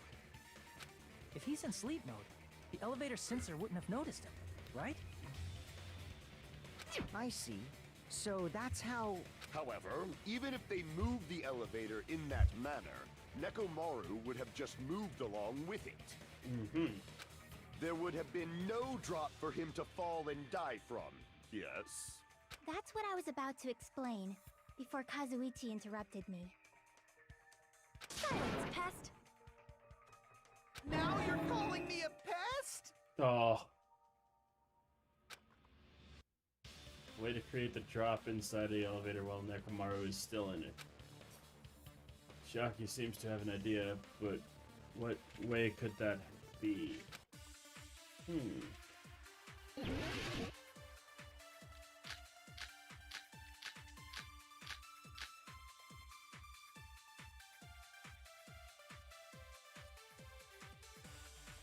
If you arrange it a certain way, you can cause the drop within the elevator. So you're telling us all to think about the arrangement, right? That arrangement is... The hammer is suspicious. Isn't it about time we went over the pillar again? What about the oil on the floor? The doorknob on the floor seems suspicious. How about we all shut up and listen to what Chiaki has to say? Silence, pest! Don't be so cold. What if I start to enjoy it? Oh god, stop.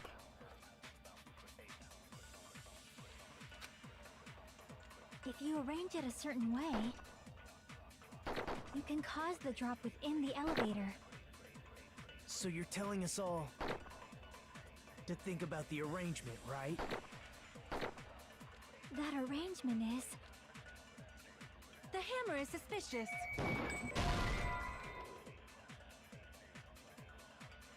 Crap! If you arrange it a certain way, you can cause the drop within the elevator. So you're telling us all to think about the arrangement, right? That arrangement is... The hammer is suspicious. Nope. Crap! I don't know. If you arrange it a certain way, you can cause the drop within the elevator. So you're telling us all to think about the arrangement, right? That arrangement is... The hammer is suspicious. Isn't it about time we went over the pillar again? What about the oil on the floor? The doorknob on the floor seems suspicious.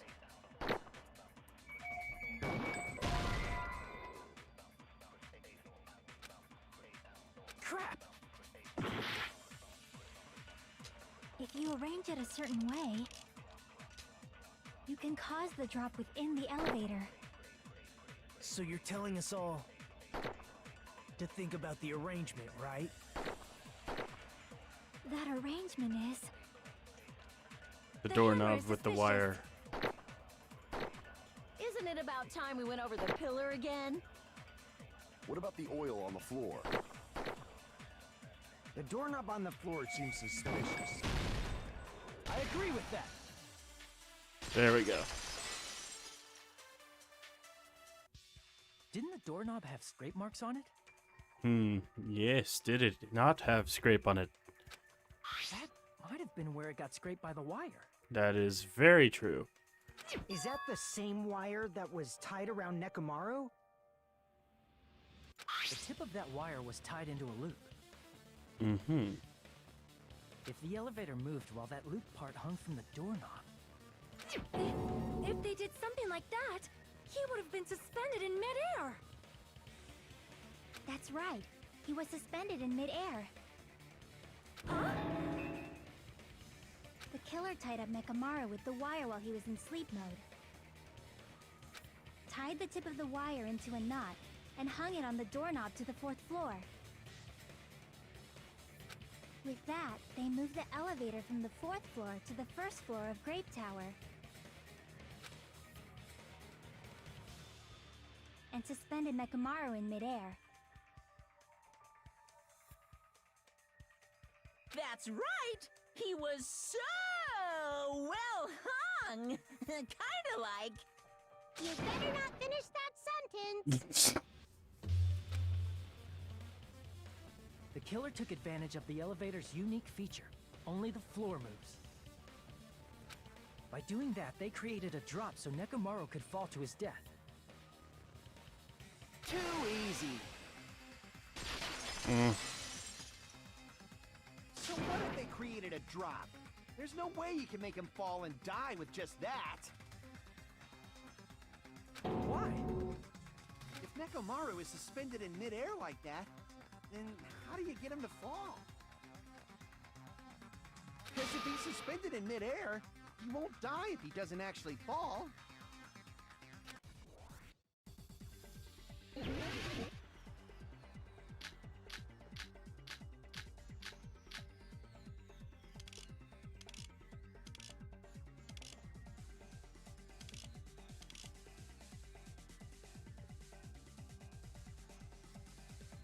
Even if they suspended Nekomaru from a wire, how would they make him fall? There's no one in the tower to push. There's no way they could do that.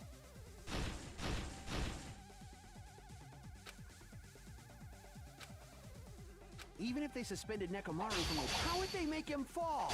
There's no one in the tower to push him off.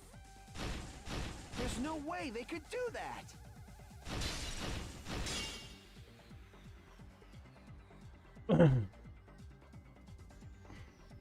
Hang on. I'm using the WASD keys, but it's not letting me use the... Even if they suspended Nekomaru, how would they make him fall? Why can't I use There's no the... one in the tower to push him. Hang on, something's wrong here.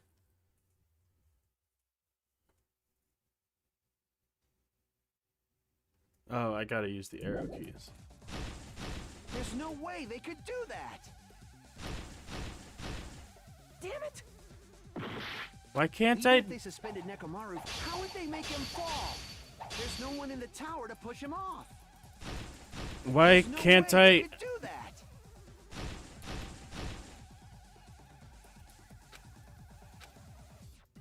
Even if they suspended Nekomaru from a wire, how would they make him fall? There's no one in the tower to push him off. There's no way they could do that. It doesn't mean someone had to push him off. It's possible that he fell on his own. What? Nekomaru fell on his own? Nekomaru should have still been in sleep mode, right? Crap! What? Nekomaru should have still been in... If he was sleeping, there's no way he could do that to himself. Now's the time, but in that case, you still won't be able to explain the drop. Moving the elevator with Nekomaru inside. Hmm. Damn it! Even if they suspended Nekomaru from a wall, how would they make him fall? There's no one in the tower to push him off. There's no way they could do that. It doesn't mean someone had to push him off. It's possible that he fell on his own. What? Nekomaru fell on his own? Damn. Crap!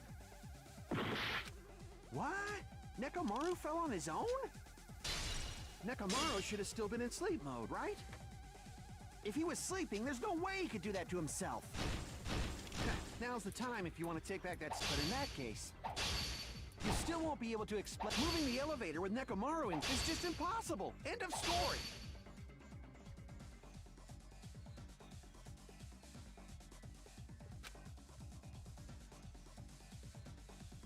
What? Nekomaru fell on his own?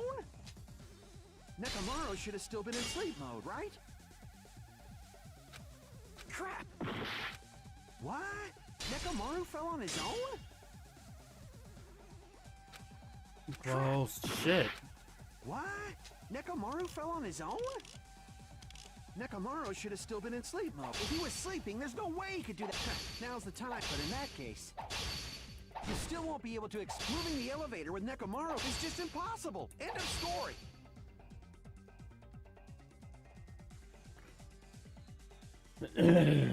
What is this? What? Nekomaru fell on his own? Okay, it wasn't that. Crap! What? Nekomaru fell on his own? Nekomaru should have still been in sleep mode, right? If he was sleeping, there's no way he could do that to himself. Now's the time. But in that case, you still won't be able to explain the drop. Moving the elevator with Nekomaru in is just impossible. End of story.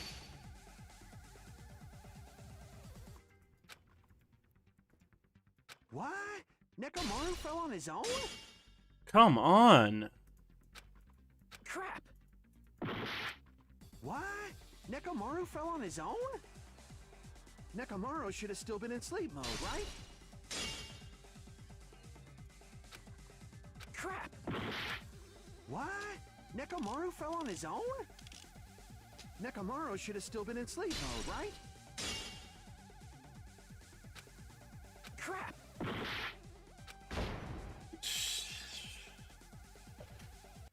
Come on. Yeah.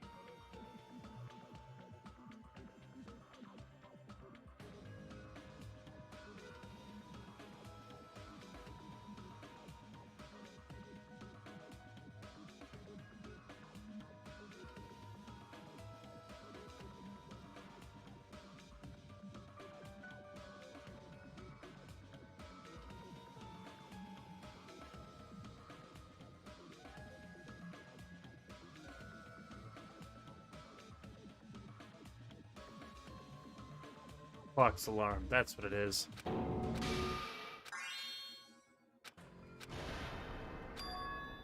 This is my... Ow.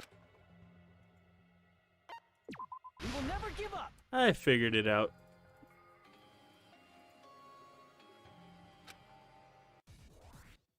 Thanks to a little... Yeah.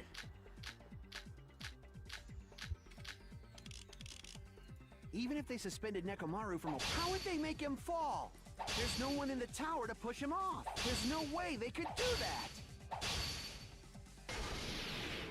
It doesn't mean someone had to push him off. It's possible that he fell on his own. What? Nekomaru fell on his own? Nekomaru should have still been in sleep mode, right? Allow me to cut through those words. There we go. What do you think would happen if Nekomaru woke up while he was suspended upside down in midair? What are you saying? Like, how would he even wake up? He has an alarm inside his body. As long as it was armed, it would have deactivated his sleep mode. Which means the killer set the alarm before they suspended Nekomaru. If you woke up from an alarm and realized you were hanging upside down and had no clue why... If something like that happened to you, you would start panicking a lot, right? Instinctively, your body would start moving. Nekomaru probably did exactly that. Mm-hmm. And then, in order to make him fall from the force he was generating, the wire was hung on the tip of the doorknob so it would easily slip off. In actuality, the scrape marks caused by the wire were near the tip of the doorknob, right? But Nekomaru didn't fall because the wire came off, right? He fell because the entire doorknob came off. When Nekomaru awoke, he must have struggled much more than expected, which caused the doorknob to break off. Was that unexpected for the killer too? Well, that's probably it. If they knew it'd leave behind evidence like that, they would have at least tried to do something to cover it up. Killer didn't expect the doorknob to come off. The reason that even happened was because... In that case, I shall use my full power. Ooh! With a fierce roar, Nekomaru put all his power into grabbing the doorknob with both hands. But... Clatter, clatter, clatter, clatter. Not yet. Here comes the incredible strength of 1 million horsepower. What? Wait, she isn't creaking. Wait, it isn't. Isn't it creaking? If you break off the doorknob, we'll be stuck in here. That's really what it was. That's the clue Nekomaru left for us to find. I see. So See. that's how Nekomaru fell to his death. Mm-hmm. Do you finally understand now? Yeah. It appears it's just as Miss Sonia said. I'm just a pest. No, I'm not just a pest. I'm a total fucking pig. Isn't that right, Miss Sonia? If I'm a fucking pig, you can say so. Stop. No, I believe you gave your all. Hey, why aren't you teasing me anymore? This guy, he gets off on this. So thanks to that alarm, Nekomaru ended up falling while he was still hanging upside down. That doesn't mean he just crashed straight into the floor. Of course. You know No, too, he hit right? his head on the frickin' pillar. Doesn't mean... Yeah.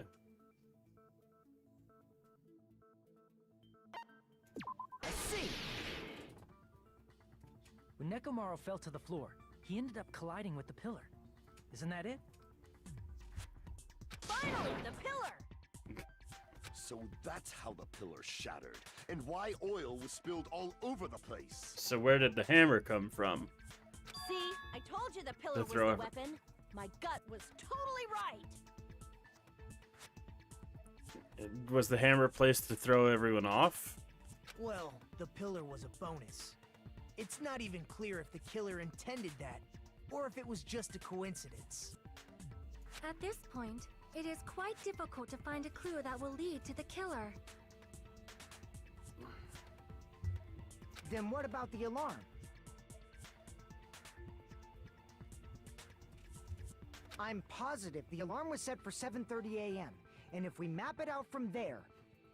Hold on, baby gangsta. Mm-hmm. Stop calling me baby gangsta! What'd you just say? Did you say the alarm was set for 7:30 a.m.? You didn't check it yourself? Nekomaru's alarm was set for 7:30 a.m. Uh-oh. Nah, that's impossible. Because even though I slept in a little, I still got to the tower at 7 in the morning. Now that you mention it, so did I. Uh-oh. There was no way I could be late for Monokuma Tai Chi, so I left for Grape Tower before 7 a.m. And if we found Nekomaru's body there, it would have been before the 7:30 a.m. alarm went off. It appears yet another contradiction has been birthed. How were you able to discover Nekomaru died at 7:30 a.m. when you went to the tower at 7? That's what I want to know! Another mystery I don't understand. Seriously, it's just one after another. But I can't choke up at a time like this. A little more and I'll be able to reach the truth. I should be definitely a crew to breaking this contradiction. Didn't he tell everyone?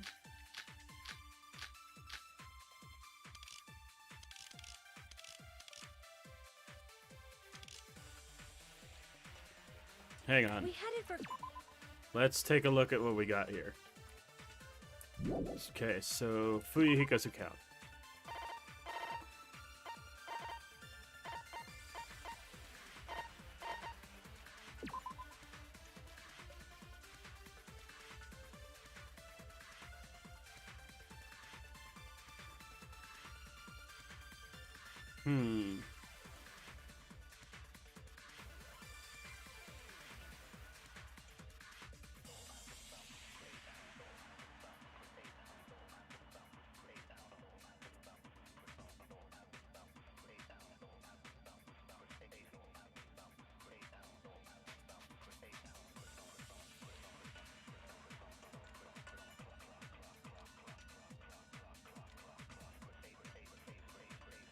Ah.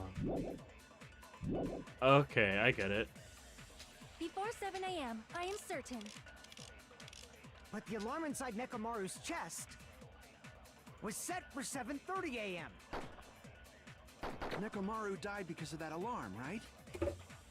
This time of death and the time the body was discovered. One of those must be an illusion. The killer probably did some tampering. They probably messed with the clock inside Nekomaru's chest. No, that's wrong!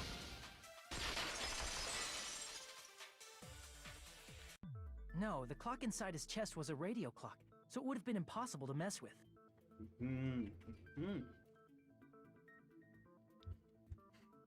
So you're saying there's no way the killer could have tampered with the clock? Maybe the clock Miss Sonia saw was the one that got tampered with. The clock inside Grape House? No, I checked all the clocks inside the funhouse. Oh, that's what I asked you to do. So you really listened to me and checked all the clocks. And because of that, I can confidently declare that all the clocks had the same time displayed. If there's no possibility that the time was tampered with, then we must doubt that human's testimony. Please believe me, we are not lying. Then maybe it's a misunderstanding? I never misunderstand. I'll crush you into dog food. This time-related contradiction, I don't think I should doubt the testimonies. I should doubt the clock. It's no mistake something was done, but... what was it? Perhaps we overlooked something. Maybe we're misunderstanding something. Think. If I focus and think, I should be able to find the answer to the mystery. Oh god. Another... Oh, this is a logic dive.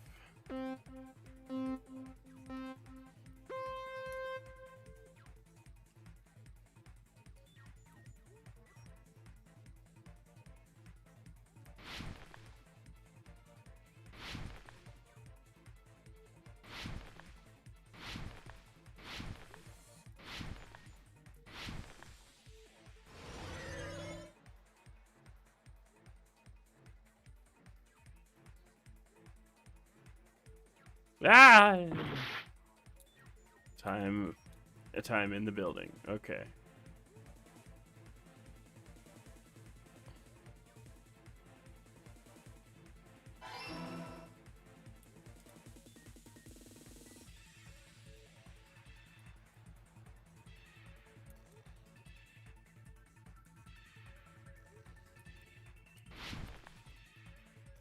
Oh god, I hate these. What? No. I hit that.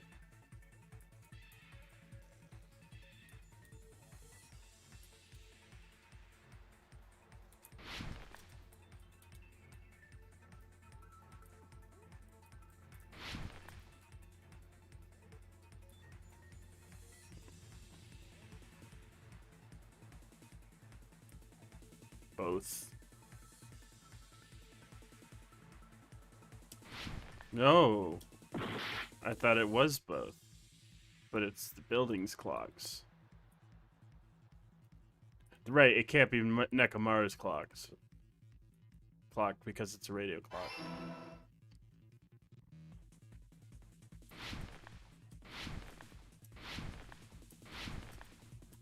I hate it. Oh god! Why this?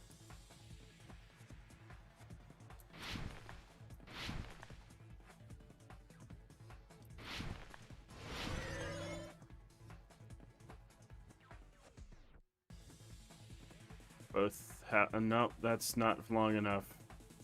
It was both houses. You need to make that choice real quick then.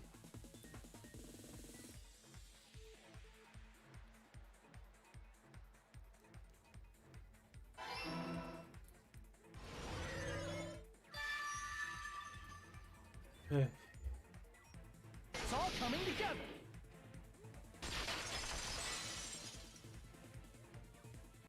You said you checked all the clocks inside the building.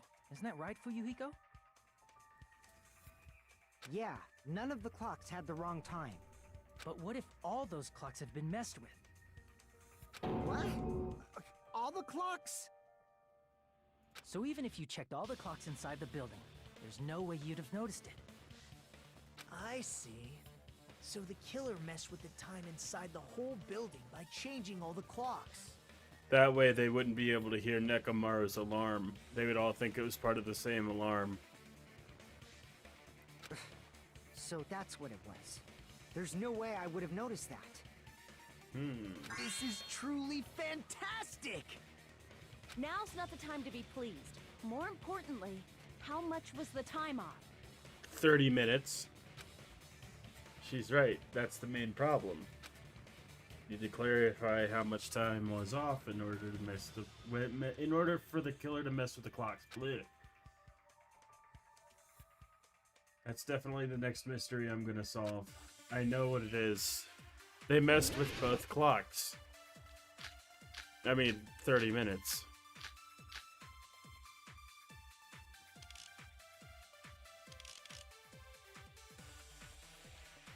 If the time in the building was all messed up, then we can only rely on Nekomaru's radio clock.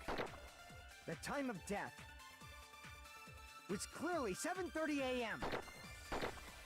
The problem is, what time would 7:30 be in our time? Are there any clues that can be used to narrow that down? If only I heard the sound when he fell. It would have been a great clue. Or his scream. He's not the type to let out a scream. If only Nekomaru's alarm was loud enough, we would have heard it too. There's no point in Oh, saying I know what it is. if does not exist in this world.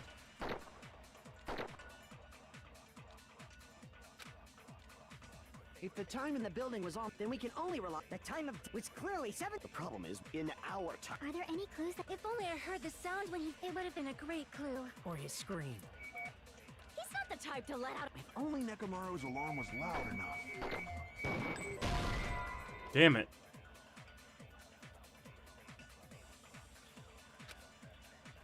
Damn it! Well If the then. time in the building was all messed up, then we can only rely on Nekomaru's radio clock. The time of death was clearly 7:30 a.m. Nope. Crap! If the time in the building was all messed up, then we can only rely. The time of death was clearly 7:30 a.m. The problem is, what time would in our Oh, time- I know what it Any is. clues? If only I heard this, it would have been a great clue. Or his scream. He's not the type to let out a scream. I know what I need to do. If only Nekomaru's alarm was loud enough, Oh, we would have heard it too. There's no point in saying that. If does not exist in this world.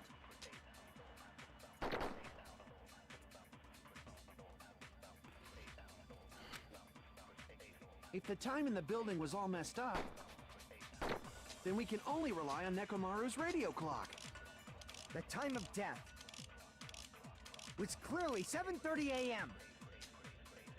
The problem is, what time would 7:30 be in our time? Are there any clues that can be used to narrate? what is Akane's count again?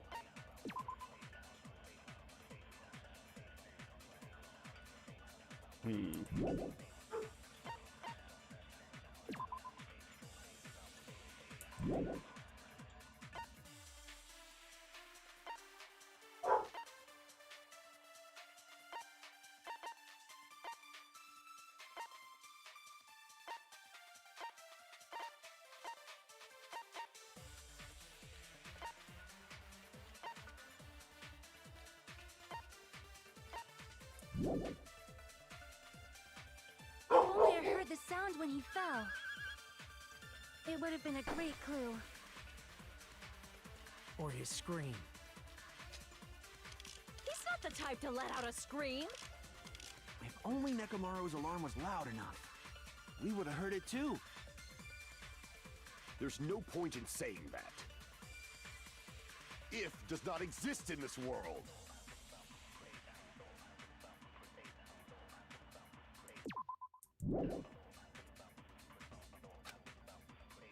If the time in the building was all messed, then we can only rely on Nekomaru's radio clock. The time of death was clearly 7. The problem is, in our time. Are there any clues that can be? If only I heard the sound when he fell. I agree with that. Consent. That's right. We should have heard the sound he made when he fell. Wasn't it that rumbling noise? Rumbling? I thought it was just an earthquake, so I went back to sleep. Was that the sound from when Nekomaru fell? Well, a huge body fell from the 4th floor to the 1st, and the pillar fell with it. It's obvious we'd hear the impact sound. We heard that noise too. It was when we were gathered at the Strawberry House Lounge. What is it, Sonia? Oh, well. That sound everyone heard? I did not hear it at all. Huh? You probably didn't hear it because you were sleeping. I could not sleep at all. I was awake the whole night with hunger pangs. There's nothing to worry about. What's important is that rumbling noise anyway. If we use that rumbling sound as a reference, we might be able to figure out how much our time was off. So it was off a couple hours. I heard that sound probably around 5:30 in the morning. Huh? You can tell?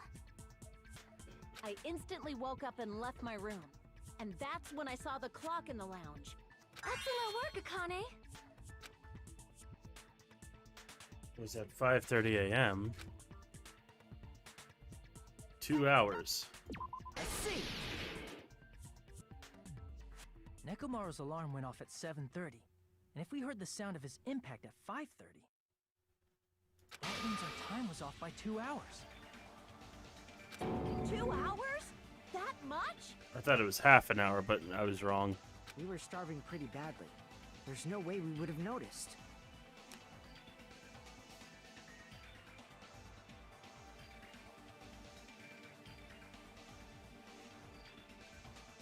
Plus, the funhouse has no windows. And there weren't any Monokuma announcements either. However, for what reason did the killer alter our perception of time? The reason is obvious. So they can lure out just Nekomaru. Lure out only Nekomaru? If you messed with the clocks and used a specific thing, you definitely get Nekomaru to the tower alone, right? Right. From there, the killer's plan was a splendid success. That's all it means. Besides, yeah. Used a specific thing.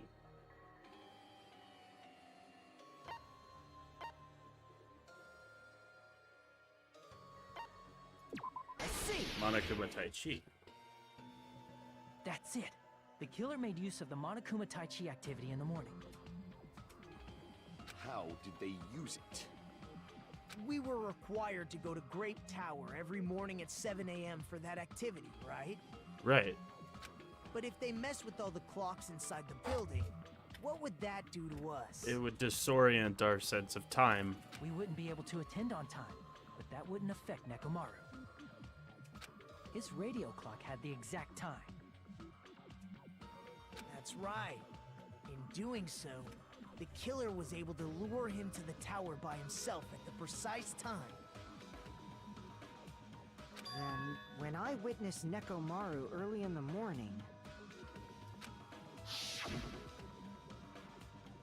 If I recall, you witnessed Nekomaru around 5 a.m. And if that time was also 2 hours off, it should have been 7 a.m. Yeah, that's pretty much it. At that time, he was heading over to Monokuma Tai Chi, right on schedule. I see. Now that I think about it, I realize what Monokuma meant when he said those words. We'll find out what that means in just a moment. I have to use the bathroom again, and I will be right back.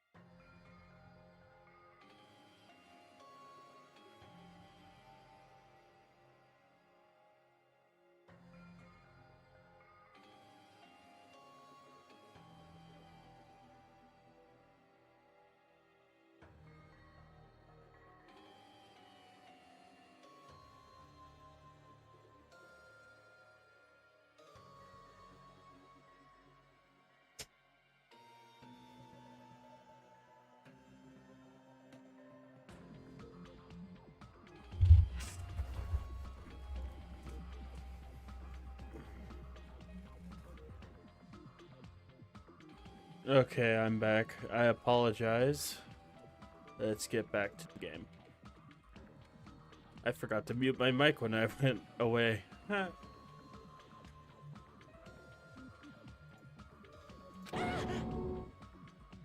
early.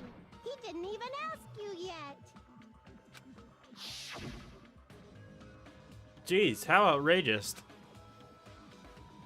Honestly, I didn't expect everyone to ditch Monokuma Tai Chi. But it turned out like this after all, so I guess you can't be helped. It can't be helped. When you said everyone, you were including us, right? Mm-hmm. We thought we came to the tower on time, but in truth, it was way past the meeting time. Ah, jeez. That's, well, how should I put it? What was it? You know, tripping over a foot or something like that. Are you talking about tripping over someone else's fault? Wrong! Too bad. Tripping over somebody else's foot. Liar! I'm right! That's not it. It's incorrect. That's definitely the correct answer. You always get so stubborn like this. Let's just ignore the peanut gallery. Now that The we peanut found gallery. out how the killer lured Nekomaru, the number of suspects has drastically decreased. Huh. Hey, why would that decrease the number of suspects? Don't be a friggin' liar! You'll know I'm not lying when you listen to what Fuyuhiko's going to say next. Yep. Huh? What the hell do you mean?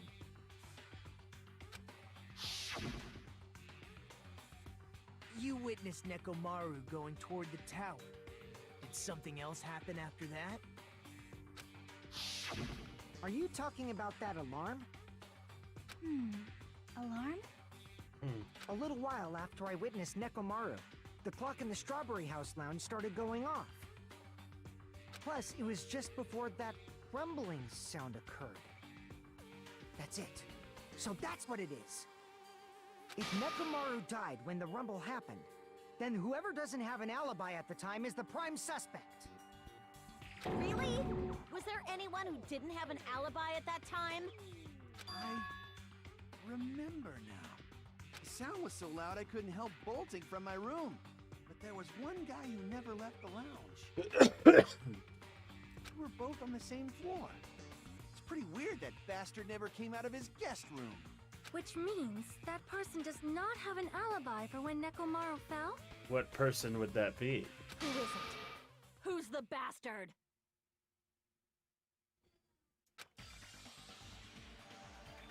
Whoever doesn't have an alibi for that time.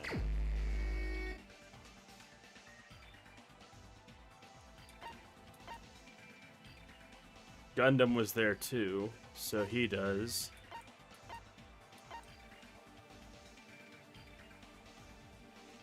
So that means Nagito. Nagito doesn't have an alibi. Nagito's the only one who doesn't have an alibi.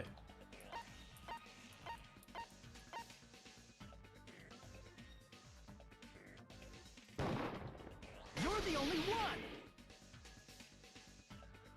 The one who wasn't there. It's you, right, Nagito? That's right. Nagito wasn't there. But I don't think it was Nagito either. It was just me, Gundam, and Fuyuhiko. You didn't come out, even though the alarm was going off like crazy.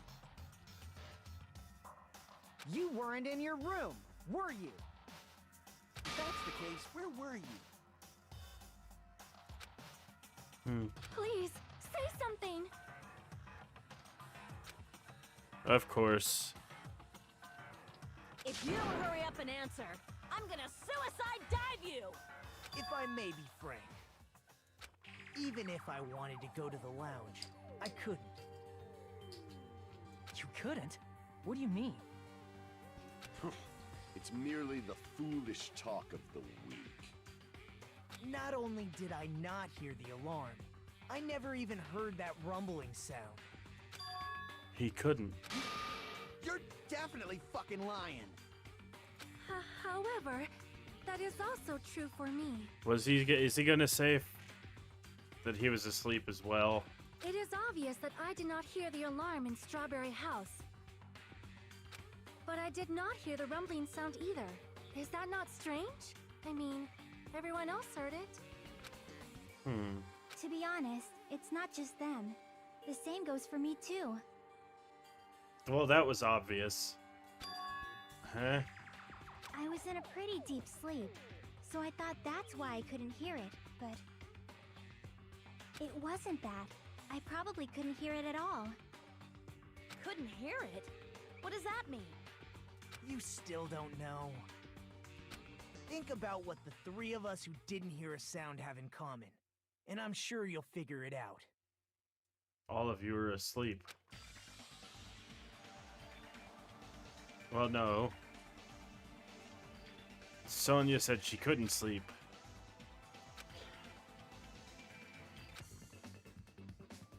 Oh god, Hangman's Gambit. I'm not gonna waste any time for this. Deluxe rooms, okay.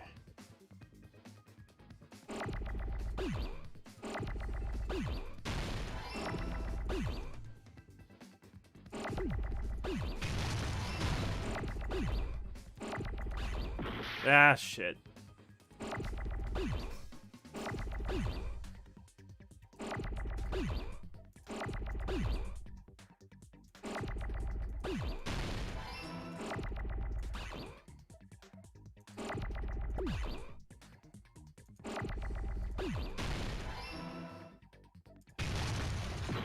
Shit.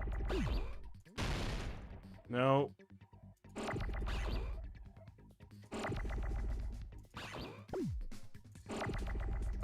Ah!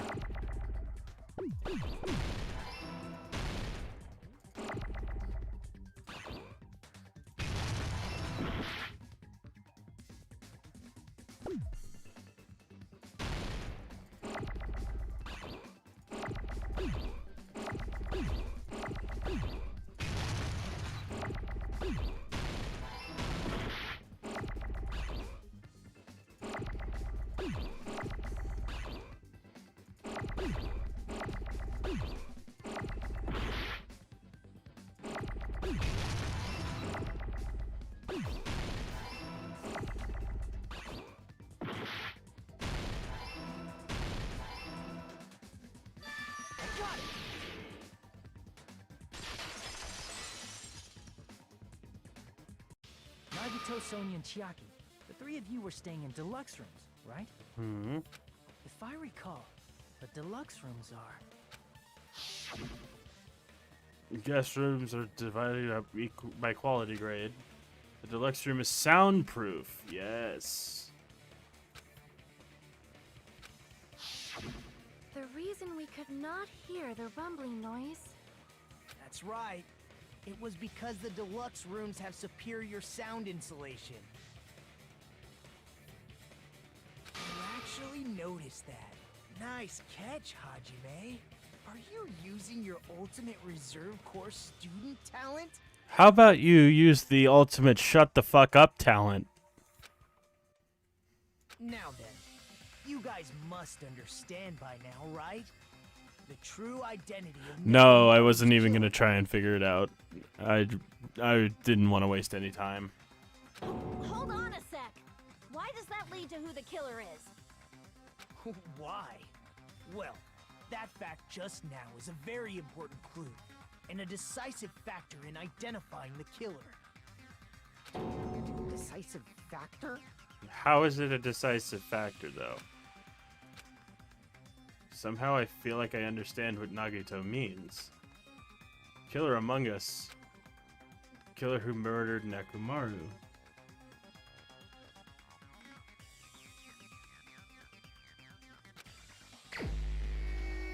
Wait. What? Okay, I'm just gonna go to the walkthrough for this one out, because this made no fucking sense.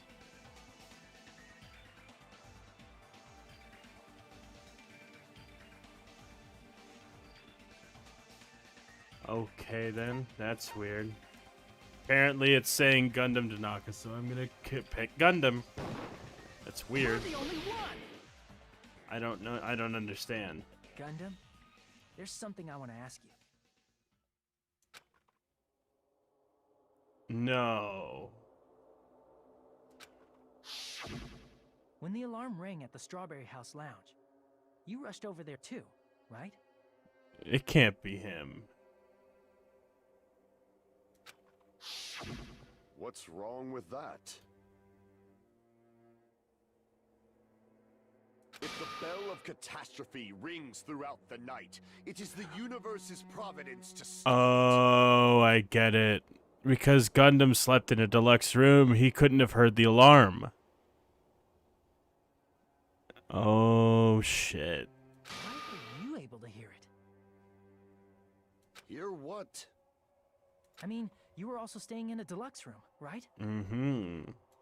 Nagito was staying in a deluxe room in the same house on the same floor, and he couldn't even hear it. So why were you able to hear that alarm? Mm-hmm. Now that you mention it, Gundam?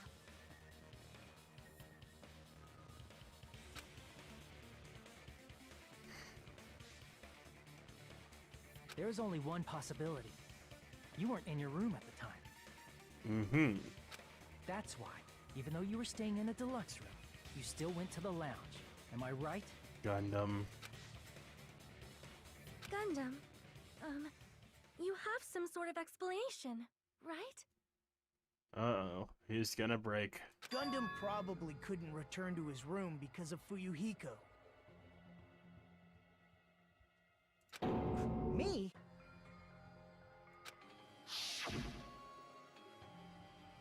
After you saw Nekomaru heading to the tower, you stayed at the lounge for a while. Am I correct? Until the moment that alarm started ringing, right? Oh, no. If you were in the lounge for that long, the killer who had left earlier obviously wouldn't be able to go back. You're sipping your tea. Of course you are. Even though Mekamaru's murder was a death trap that utilized the alarm in his chest, the killer still needed to prepare the murder in advance. like putting Nekomaru in sleep mode and tying him up with the wire. In order to do that, the killer needed to be waiting for Nekomaru at the tower.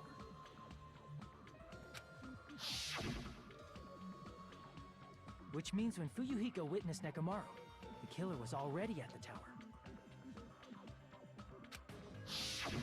And once they tried to go back, they couldn't because Fuyuhiko was at the lounge.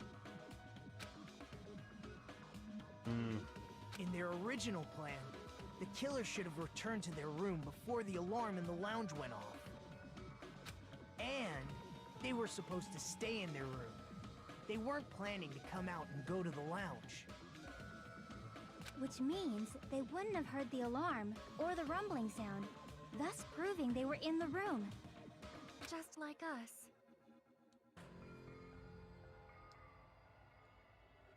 The best case scenario would have been if those two in the lounge had gone to check the deluxe rooms. After all, if they personally saw the killer sleeping in their room, it gives the killer a stronger alibi. Unfortunately, they failed to secure that alibi. Because I was in the lounge. So the killer For once couldn't in go his back to life. their room, and ended up hearing the lounge's alarm. So for once in his life, Fuyuhiko foiled a killer's plan. Rather than helped carry it out, because Yakuza...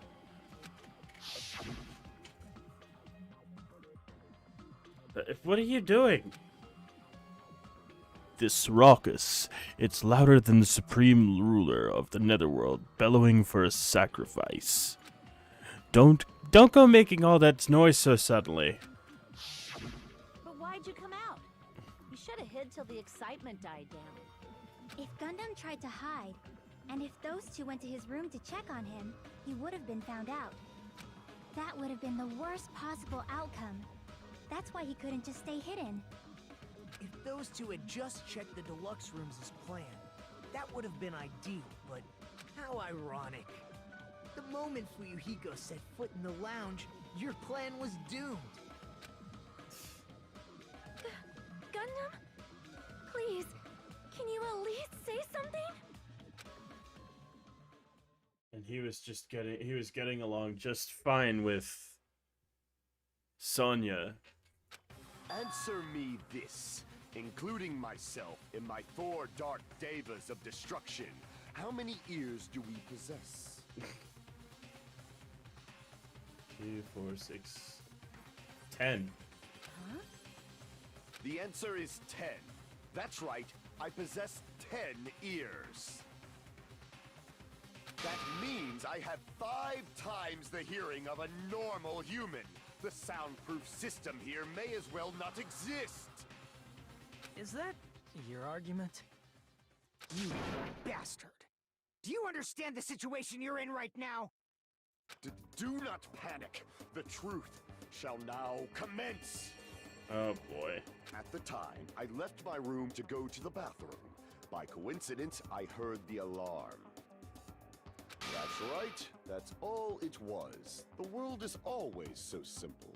Are you saying it was just a coincidence? Isn't that timing a little too perfect? And yet, I'm being suspected by all of you. It seems it was actually horrible timing on my part. I see. You're still holding out. Well, you don't have to admit it. We're going to decide who the killer is with the majority vote anyway. So, why don't we just go ahead and start voting? It's obvious that Gundam is the killer. Hold on a sec. You know, Hajime, No. Fuck you. Fuck you. Not enough. Not with your stupid, Hajime bullshit. You know what? You know what, Nagito? I said fuck off multiple times. Just fuck right off. this class trial, this killing, it's merely the opening act, you know. I don't give a shit. Hey! What do you mean the class trial is just the opening act? Perhaps I should say, it's just a farce? Just a boring farce. So boring, so stressful. I'm so painfully bored that I might develop stomach ulcers. And I'm so painfully annoyed that I might develop a brain aneurysm. Seriously. Let's just hurry up and finish this before I collapse from poor health. Nagito, something definitely happened to you, didn't it? Hmm? At some point during the investigation, your behavior became even weirder. What actually happened? Did you discover something? Well, let's just leave that fun for later. And finish this opening act already. You said opening act again! Please hold on! We have yet to hear Gundam's rebuttal! But he's completely shut up. Perhaps he can't argue anymore. Gundam! I was simply at a loss for words after being dumbfounded by your pathetic assumption. In fact, I shall deny the very basis. Your assumption has been wrong since the beginning. Since the beginning? Based on your assumption, I hung Nekomaru from the 4th floor of the tower and made the floor descend to the 1st floor. From there, after returning to Strawberry House, I was present when the alarm at the lounge went off, correct? Although going to and fro is busy enough as it is, how would I be able to travel between both houses anyway? I see. The contact elevator was broken. As I recall, the killer tampered with the Grape House control panel, which shut down the elevator. Plus, the stopped elevator should have been facing the Grape House side. The real killer used the fact that Gundam had... If so, the That would human only who mean used the Kazuichi, elevator who would have has a left it reason at Grape for House. getting rid of. See, it would be. For these reasons, it's an indisputable fact that the killer destroyed I the don't know. elevator at Grape House. It could still very well be Gundam. And what's wrong with that? If the elevator was broken at Grape House, you wouldn't be able to return to Strawberry House. However, I was already at Strawberry House. I was present when the alarm in the lounge started ringing. Which means your assumption is clearly wrong. He has a very good point. Are you serious? And here I thought it's already been decided. That's just you wanting to knock off Gundam so you could have Sonya to yourself. Have you learned your lesson, pitiful humans? You cannot overcome this contradiction. That's wrong. When something is obviously wrong, that's when a contradiction is born. There's no such thing as a contradiction that can't be overcome. That's a contradiction in itself.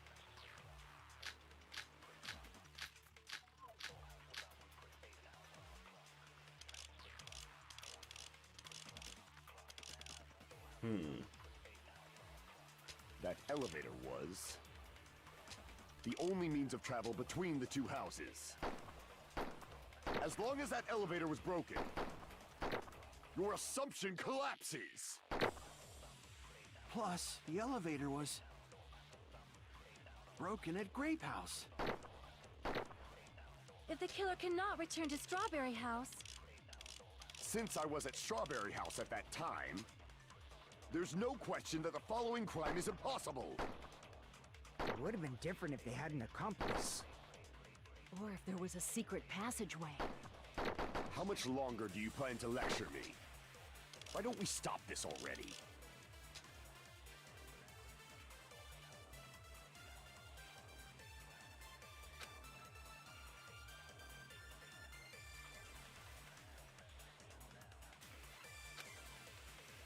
That elevator was the only means of travel between the two houses. As long as that elevator was broken, your assumption collapses. Plus, the elevator was broken at Grape House.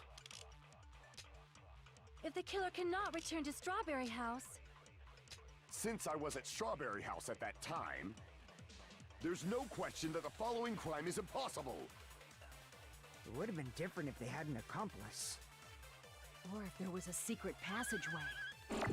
How much longer do you plan to lecture me? Why don't we stop this already?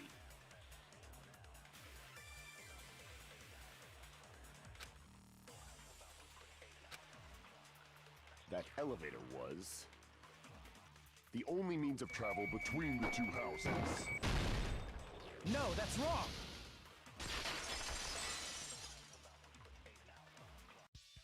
No, there should have been another way to move between the two houses without the elevator.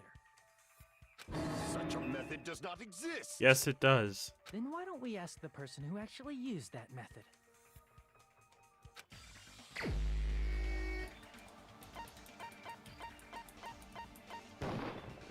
You're the only one! It had to be Nagito, you should know. because of the final dead room. What are you talking about? Don't play dumb. You appeared so suddenly that one time because you used that method, right? Nagito, why are you here? Because I showed up. There's a secret passage connecting the first floor of Strawberry House to the third floor of Grape House. Isn't that right? Jeez. Once again, I let the reserve course show up. How about just tell the fucking truth? Forget about insulting me and solve the case. But you're right. There's a door on the floor of the Octagon, which is on the first floor of Strawberry House. After I opened the door and went down, surprise, surprise! I ended up in the Monokuma Archive, which is on the third floor of Grape House. floor and the fourth floor are actually connected. Plus, once you've cleared the final dead room once, you can pass through it as many times as you want. If they used that secret passage, they could have gone between the two houses as much as they wanted. Infinity Unlimited Flame! Infinity Unlimited However, Flame. what if the killer was unaware of the existence of the final dead room? There's no way they didn't know. That is merely an illusion you have fabricated from your own suspicion. If you value your life, you should stop with your scrutiny. This is making Gundam a lot more suspicious. There's no way I can stop. What did you say? Don't make me angry. You wouldn't like me when I'm angry. Where have I heard that one before, Incredible Hulk?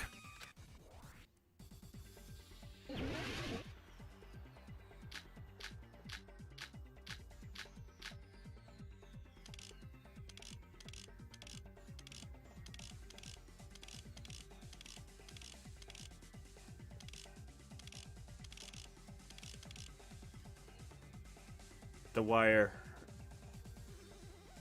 Even if the turbid box doesn't exist, you could travel through multiple planes, provided you use a spacious wormhole. However, how frail I say! Your decayed illusion. Shall I feed you to the progeny of vile deities?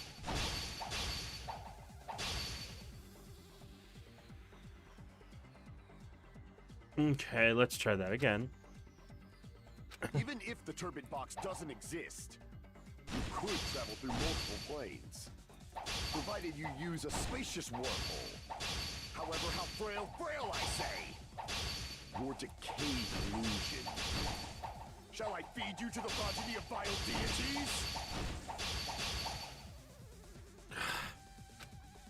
Even if the turbid box doesn't exist, you could travel through multiple planes, provided you use a spacious wormhole. However, how frail I say! Your decayed illusion. Shall I feed you to the progeny of vile deities? I can't back down!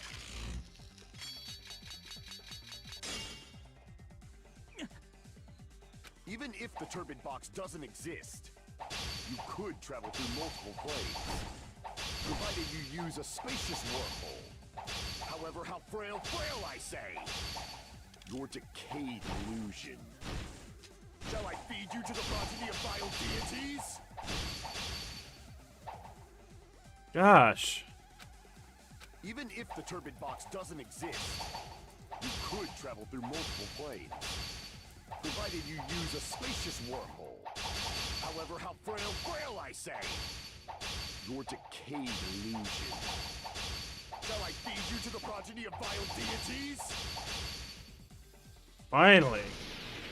I already proved a secret passage exists. The secret passage was at the Octagon. Know the limits of your own reasoning. You say the killer went to the Octagon. Don't bark, you cur!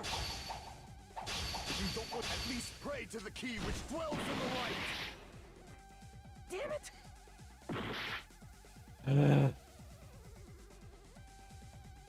Okay, hang on.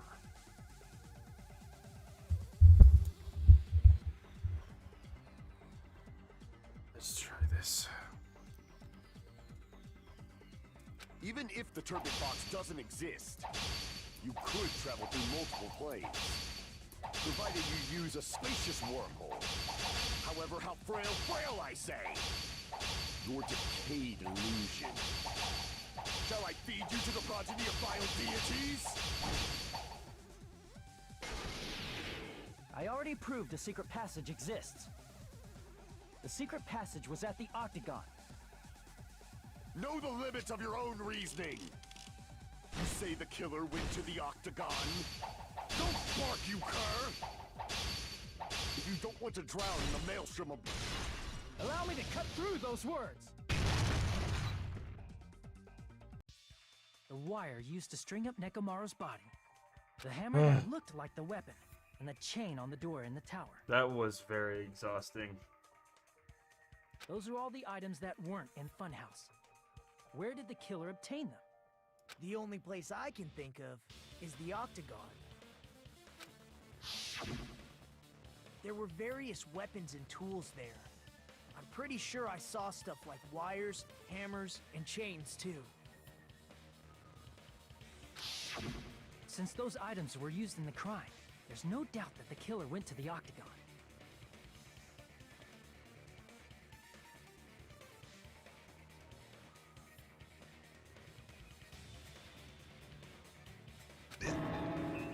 If that's the case, they obviously know about the secret passage too, right? Oh no. It seems this is the end.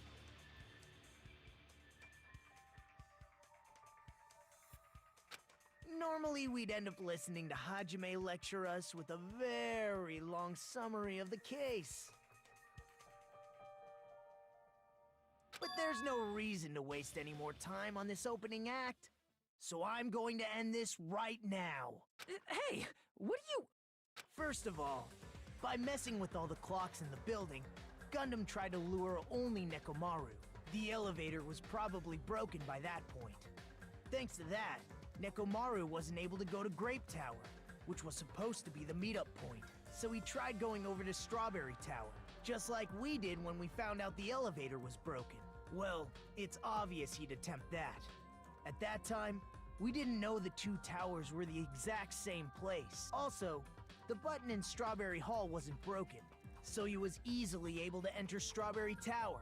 But surprise! Gundam was waiting for Nekomaru's arrival. Hold on. If Nekomaru didn't go to Strawberry Tower, what would the killer have done then? Their plan was a balancing act of uncertainties, but even if they failed, they probably wouldn't have minded. They can just greet everyone the next morning as if nothing happened, and come up with a different plan. The fuck are you on about, bro? And, without such a risky plan, they wouldn't have been able to lure him at all. I'm going to continue summarizing the case, okay? Through this, Gundam successfully lured Nekomaru to Strawberry Tower. There's no way he could fight head-on with the robotic Nekomaru, so by pressing the goodnight button, he rendered Nekomaru powerless without fighting him. Hold on! You... What did you just say? That I didn't battle? What's wrong with that? Don't mess with me! Don't mess with me! I cannot ignore those words! Why are you angry all of a sudden? You fools do not understand! You don't understand at all! Ha! You make me laugh! After all this time, you still don't understand anything at all! I don't understand anything. What does that mean? It appears I cannot finish just yet. Maybe I'm just a human destined for hell. However, I cannot finish just yet. I cannot finish! What do you intend to do? What does he intend to do? It's obvious! I'm going to destroy your illusory assumptions! Go right for it, bro. Are you saying you still have more? You still have room to argue? Your words. You said I pressed Nekomaru's goodnight button. However, that button was on the back of Nekomaru's neck. To press it, I'd have to get behind him. It's not easy to get the drop on Coach Nekomaru. It's even more difficult if it's a one-on-one situation. But if it's a 5-on-1 situation... Just as I thought. Truly frail. Succumbing so easily to this simple argument, it was just a mere illusion. If you want to set me up as the killer, at least surpass your own human limitations. That's wrong, Gundam. You're the one who's wrong. Such a wonderful line. However, I cannot say that I'm satisfied. Listen well. I shall teach you 2 tips for making someone admit their defeat. First, you must crush them with your own overwhelming power. And as for the other, you must provide a reason that will persuade that human. You have not fulfilled either of those yet. I guess you really don't want to admit it. Then just as you requested, I will provide an argument that'll leave you no choice but to be persuaded.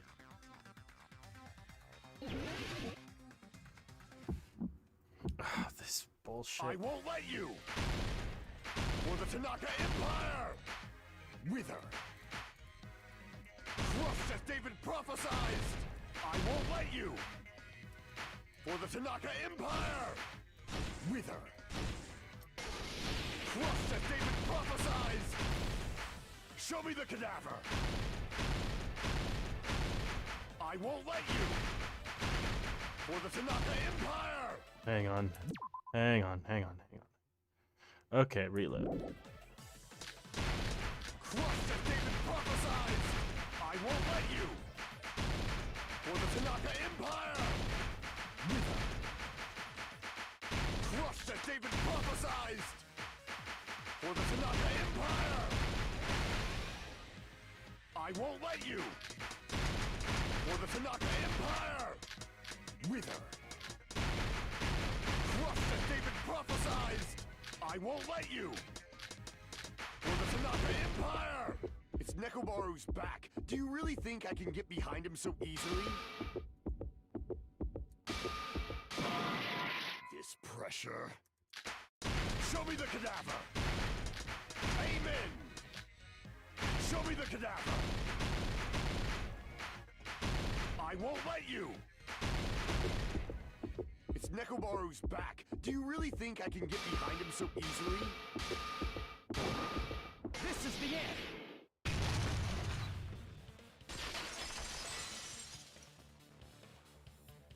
Even if you didn't get behind Nekomaru, you should have been able to press the button on the back of his neck. As long as you had the power of the hamsters you keep with you. Are you seriously saying he used his hamsters to press the button on the back of Nekomaru's neck? Yes, he can talk to them and command them.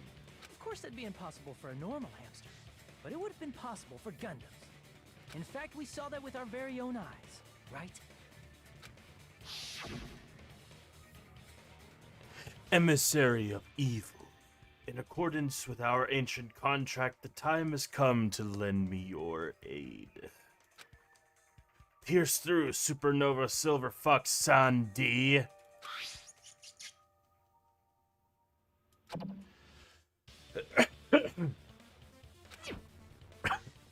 Press the button. Truly, this is the Skyline Lamentation art of the Demon Mouse. Soon the door of destiny shall open. Now that you mention it, I can't really after do Ibuki was maniacal killed lives in the like music that. venue, one of Gundam's hamsters retrieved the piece of wallpaper from the baton lighting, right? Mm-hmm. Hey, with your friends and their exceptionally smart brains, it must have been possible to secretly get one of them behind Mechamaru and press the button on the back of his neck. How about it, Gundam? Mm-hmm. And he's gonna break.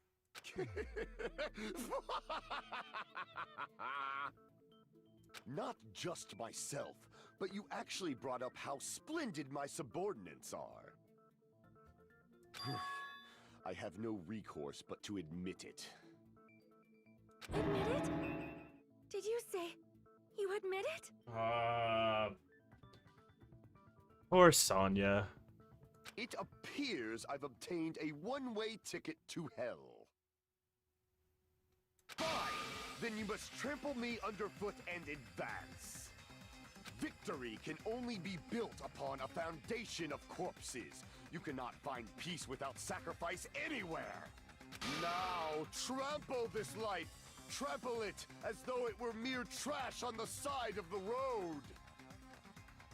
Pull the curtain strings of this worthless performance with your own two hands!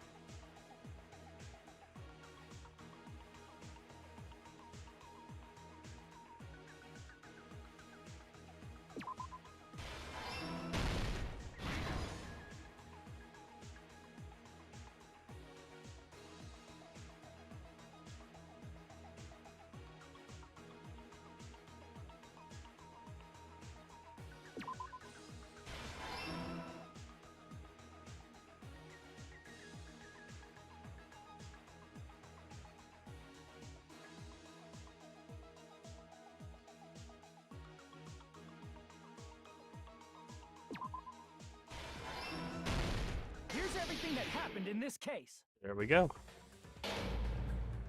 Let's first go over the many tricks the killer prepared before they committed the crime.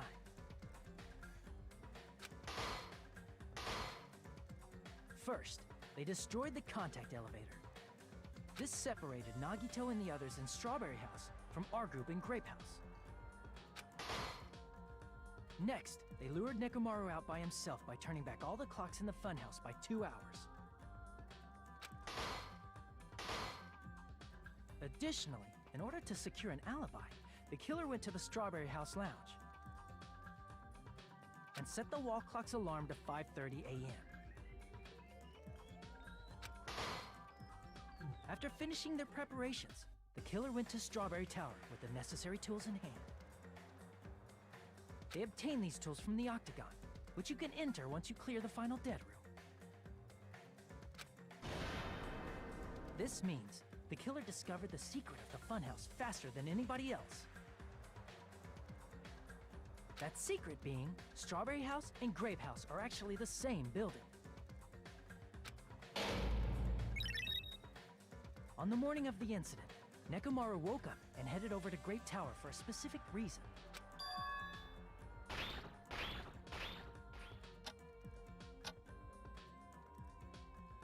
There, Fuyuhiko, who was at the lounge by coincidence, witnessed Nekomaru.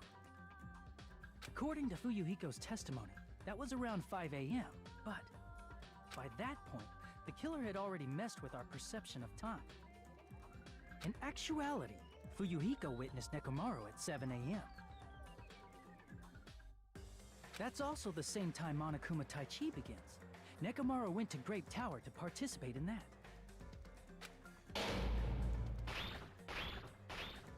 However, because the contact elevator was broken, Nekomaru was unable to go to Grape Tower. So he decided to try going to Strawberry Tower.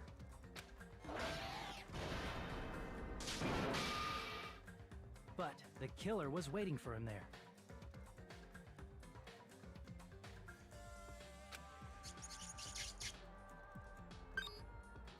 With the power of hamsters, they were able to press the good night button on the back of Nekomaru's neck.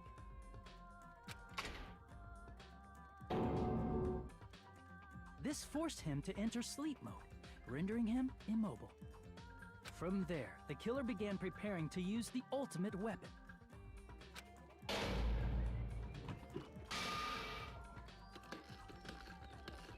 First, they set the alarm in Nekomaru's chest to 7:30 a.m. so he'd wake up.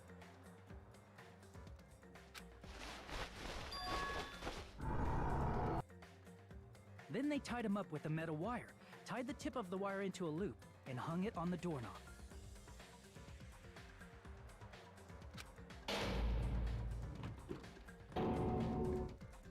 After leaving Strawberry Tower, the killer then destroyed the door button to Strawberry Hall. They did this to keep us from entering Strawberry Tower, and to keep us from discovering the secret of the building's structure that they used to kill Nekomaru.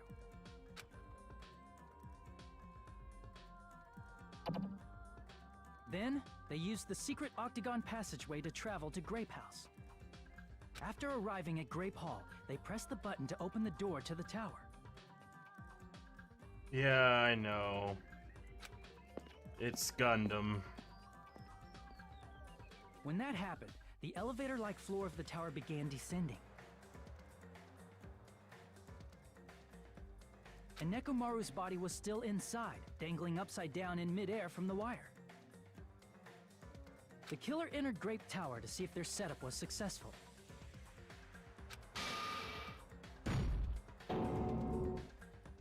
And placed a hammer on the floor to look like the weapon, then wrapped a chain around the back door. This was done to make us falsely believe we couldn't enter the tower from Strawberry Hall. With this, the killer finished their setup and tried to go back to their room using the secret passage, so they could craft their alibi when Nekomaru died from the fall. But something unexpected happened. Fuyuhiko, who saw Nekomaru earlier, was still at the lounge. As a result, the killer couldn't return to their room, and with no options available, time ran out. The lounge's wall clock alarm started ringing at 5:30. Well, actually 7:30.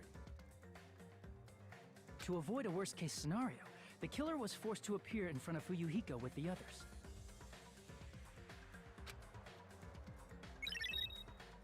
When the wall clock's alarm rang, that was also the same time Nekomaru was waking up. He woke up while he was still hanging upside down, so he couldn't help but sway his body powerfully. Originally, the loop of wire was only supposed to slip off the doorknob. But because there was a heavier load than expected, the doorknob ended up breaking. Nekomaru fell from the 4th floor all the way to the 1st floor. He crashed into the pillar, which decapitated him on impact, and died. The sound of Nekomaru's impact echoed throughout the funhouse. However, by this point, the killer's plan was about to fail, thanks to the broken doorknob and Fuyuhiko. Meaning, the killer is someone who wouldn't have heard the alarm if they were in the deluxe room. They also wouldn't have been able to return to their guest room, because Fuyuhiko was at the lounge. So it could only be That Nekomaru. someone is Gundam Tanaka. Gundam, I can't think of anyone else but you.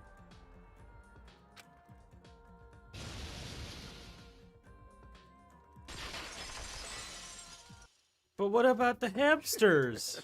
Splendid. That was splendid. For a mere human, you did quite well. Stop. Stop it already. Stop using weird words to avoid the truth. Or I'll friggin' kill you myself!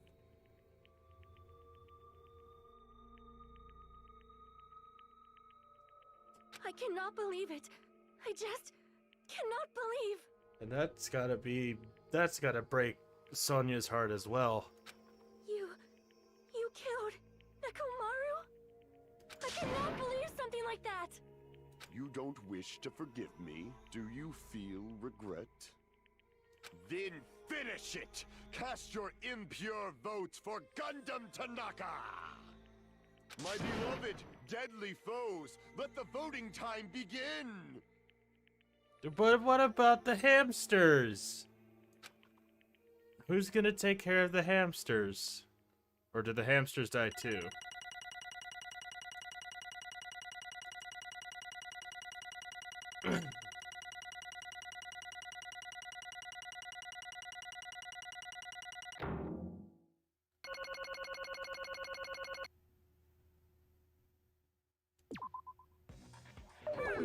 This result isn't all that exciting. Now then, please pull the lever in front of you and cast your vote.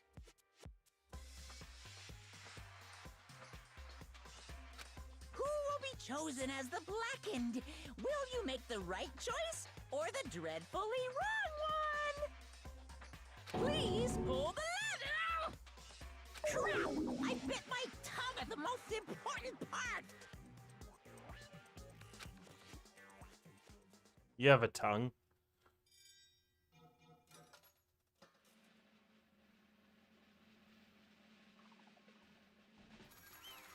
Gundam Tanaka. Oh, man.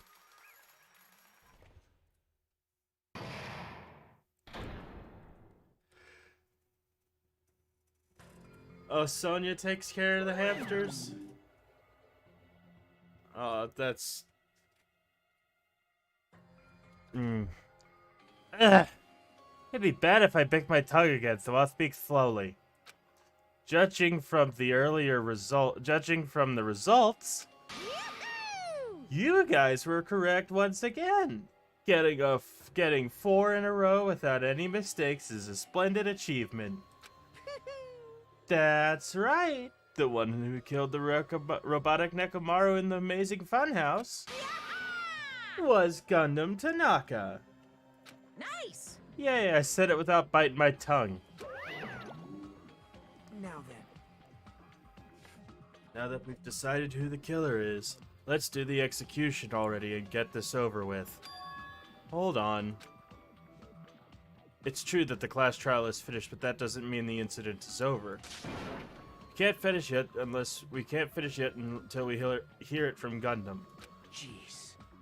No matter what he says, it won't change a thing. Well, I have no right to stop you either, so do whatever you like. Fall, my tears. Why do you want to talk to the one who has lost? The loser merely leaves. It would just be unnecessary for me to say anything. Listen well. Is what I would like to say, but for honor's sake, I shall correct one thing. Correct? How pitiful. You said you guys said I made Nekomaru powerless without fighting him. That, however, is a great mistake. Huh? Fine. Nekomaru did fight. That is no mistake. And because he fought, he lost and died. Damn it! Lost and died? This, too, must be the will of causality. If he was trying to cling to life, there are many ways he could have done so. However, he did not allow that. You. What do you mean? Explain. Fine then. I shall reveal it all. Let's make history. Within the final dead room, I discovered the secret of the funhouse. And I devised a killing plan utilizing that secret. By tampering with all the clocks in the building, I succeeded in luring Nekomaru to the tower. And this is what happened.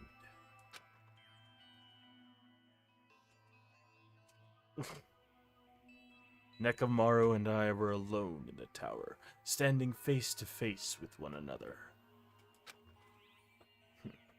I should say I expected as much from Nekomaru. He sensed my subtle killing intent and instantly understood the situation. And we had ourselves a stare down.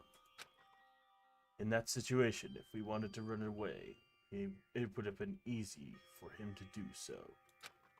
He could have run away, or even called for help. But he did not turn his back to me. Instead, he chose a fight that risked life and death. That is... A fight that risked life and death? Let me tell you, he was serious, too. He gave it his all to try and kill me. Huh? Why would he try to kill you, though? He didn't believe in murder.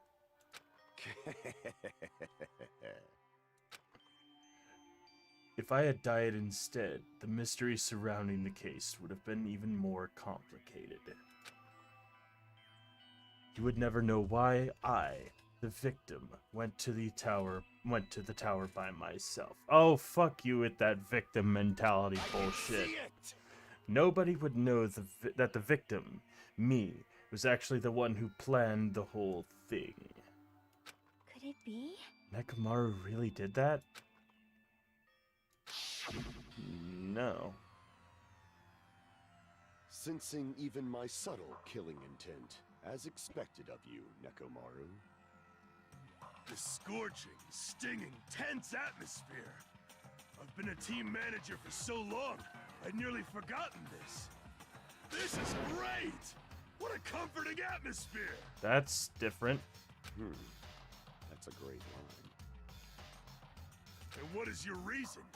Do you intend to resolve this situation by killing me?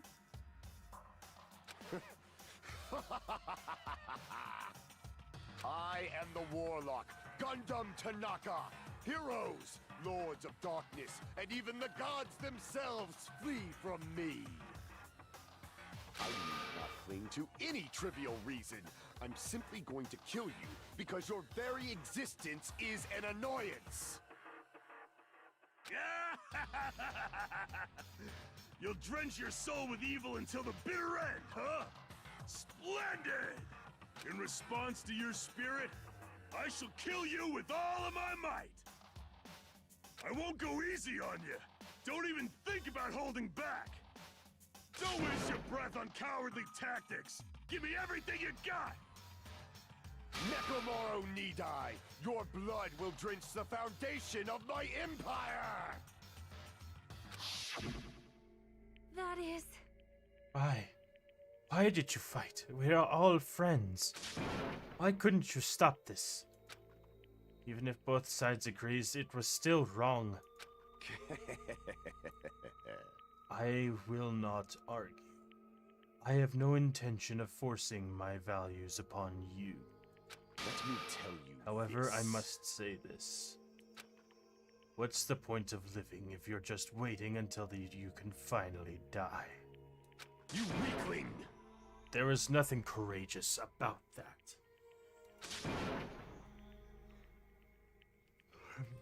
That is abandonment, a mere feeling of resignation.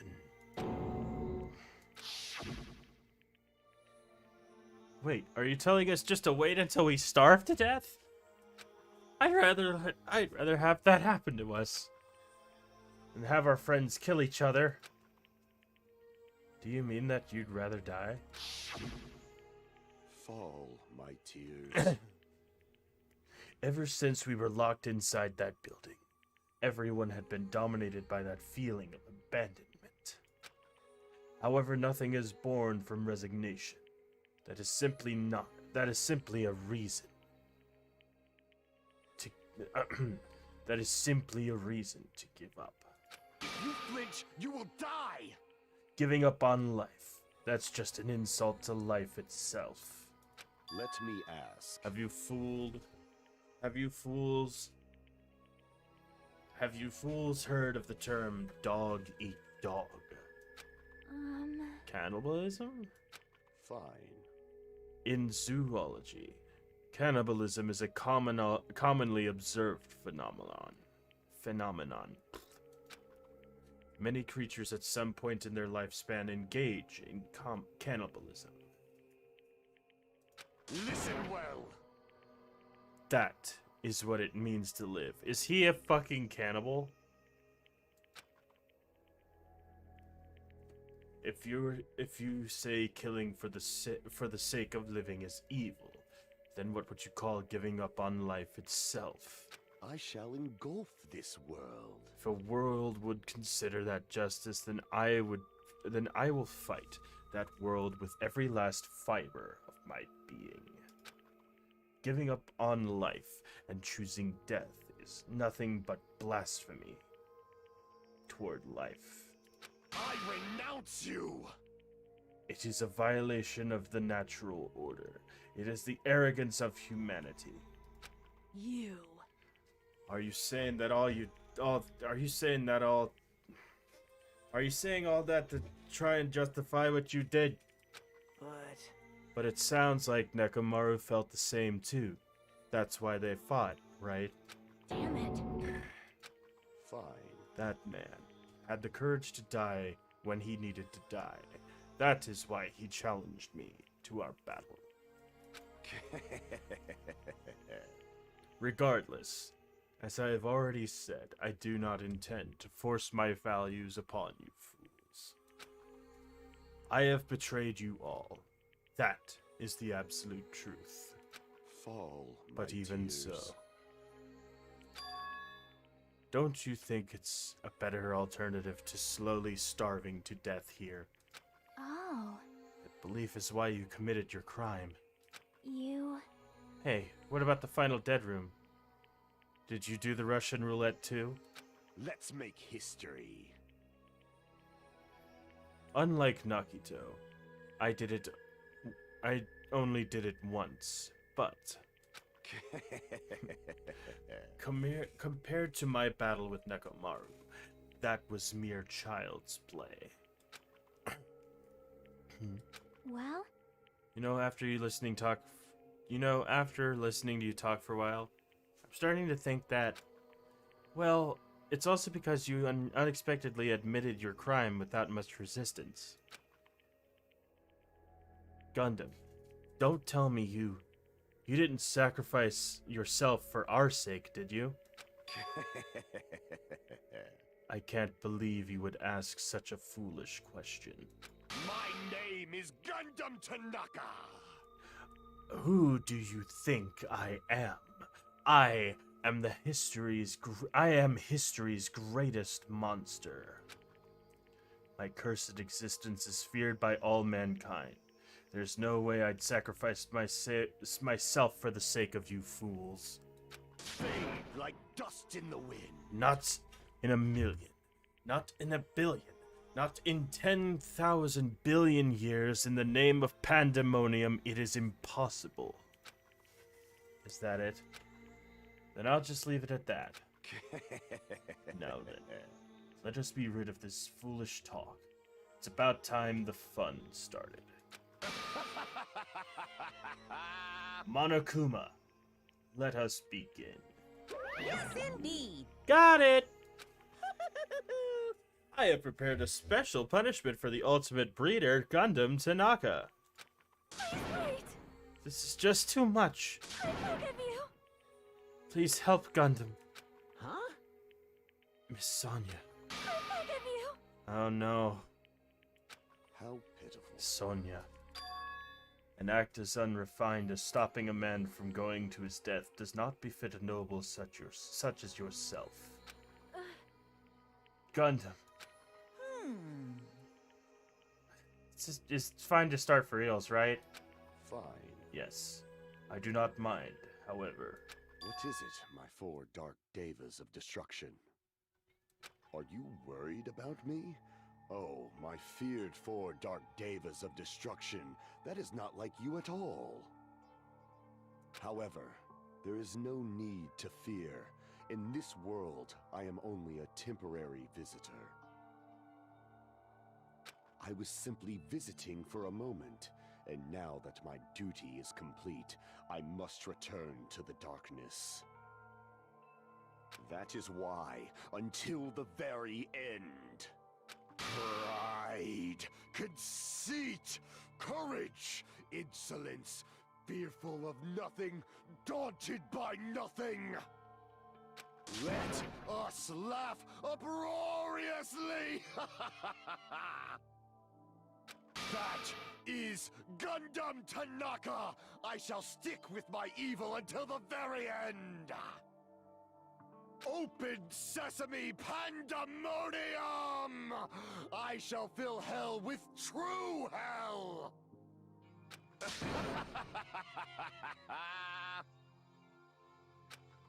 give it everything we've got. It's punishment time! All the crying.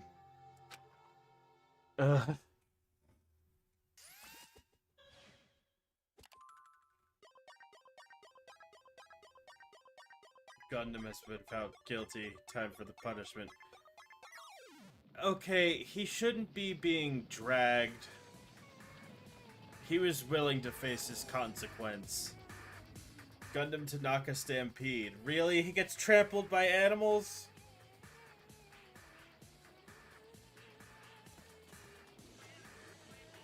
Oh.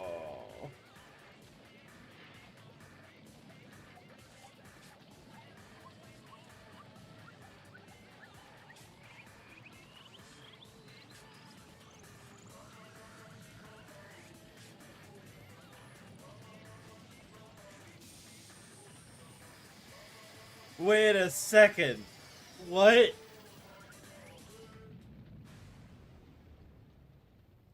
Oh, I thought he was actually...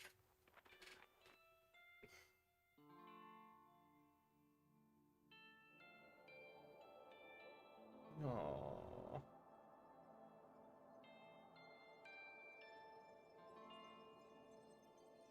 Oh, no.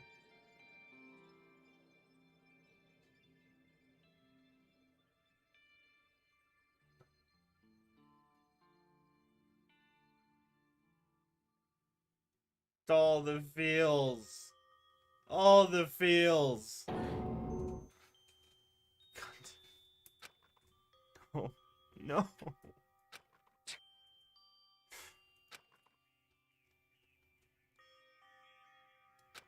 Even after Gundam is gone, the spirit of his parting words still linger deep in our chests. Don't give up on life.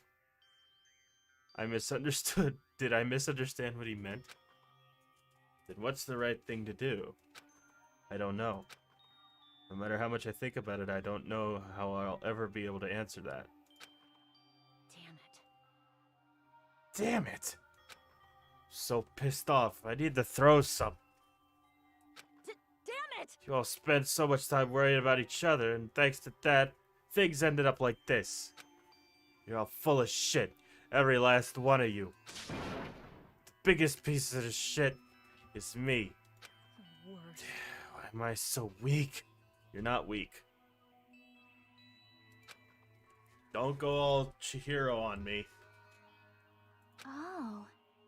Such a downer, clearly. But still, even though we feel this way, we still gotta do our very best. You are right. Yep. This time around, we must move forward. We must continue to live and believe in our friends. If not, You are right. Gundam will most likely crawl his way out of hell, and I presumed he will be very cross with us. Oh, you're right.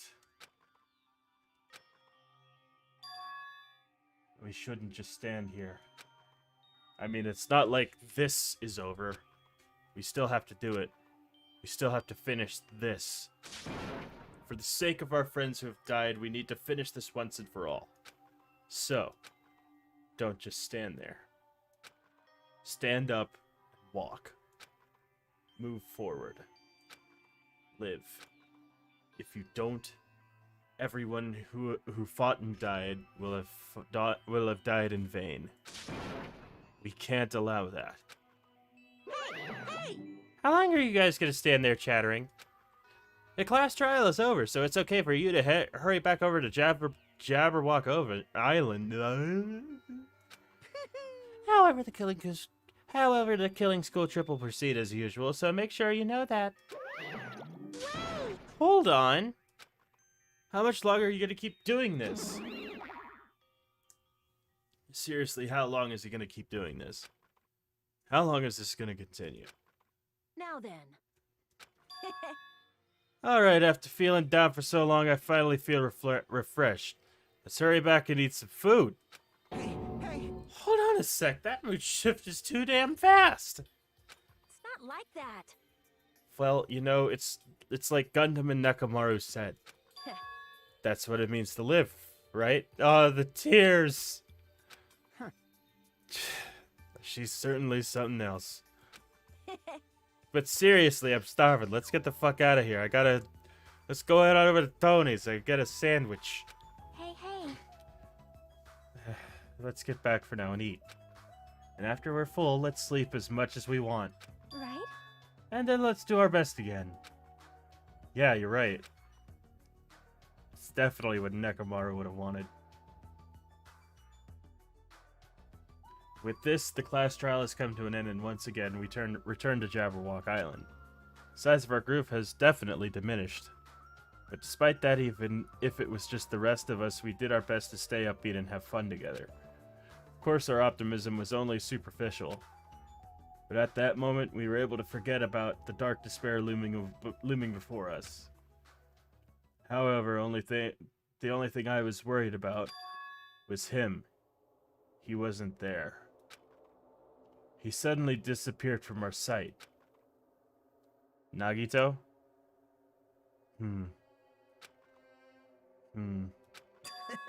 Yep, I'm definitely lucky. I never expected to obtain so many valuable things from a simple game of Russian roulette.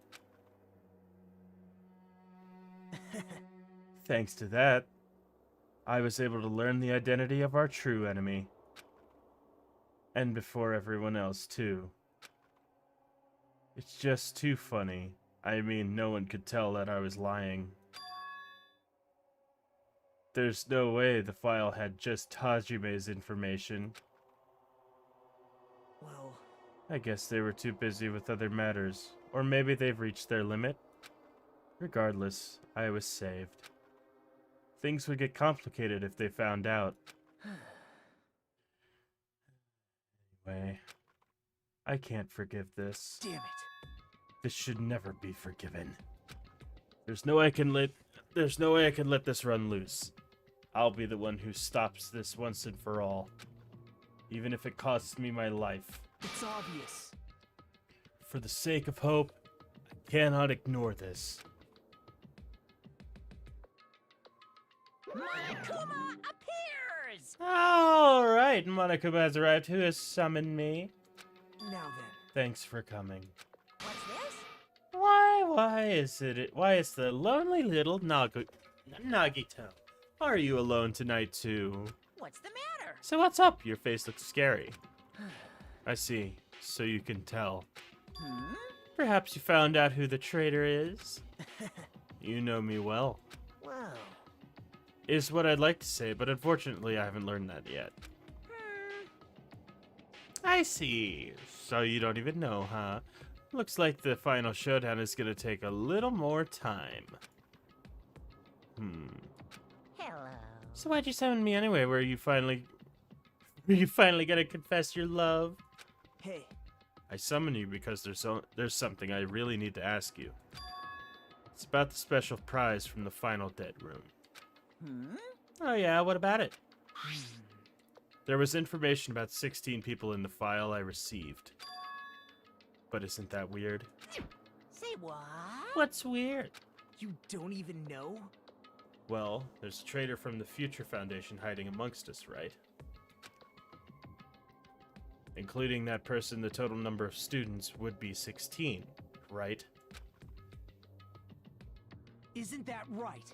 But this file contains documents that were created at Hope's Peak Academy, right? Of course. That's right. I just reused the stuff from that former headmaster spent a lot of time making. But That former headmaster was Kyoko's father. If this file even contains information about the traitor. Was that person also a former student of Hope's Peak Academy? Who knows? I wonder. hey, Could it be? Is this your doing? Did you slip false information into the file? Were you trying to keep us from learning the traitor's identity by obtaining this information? What's wrong with that? If it's my job to heat things up, it's okay if I do something small like that, right? well, That's not my point. right? My point is you already know who the traitor is. What's wrong with that? You're getting all riled up. Well, you're splendidly correct when you say I knew who the traitor was all along. But even though I know who it is, why do you think I ignored it on purpose? It's just like Monami after losing her magic stick. The traitor's existence means absolutely nothing to me. Their existence means nothing, huh? No. Well, that's just how I feel. I'm sure you guys feel somewhat different. After all, that person is the evil Future Foundation's lackey who's putting you guys through this awful stuff.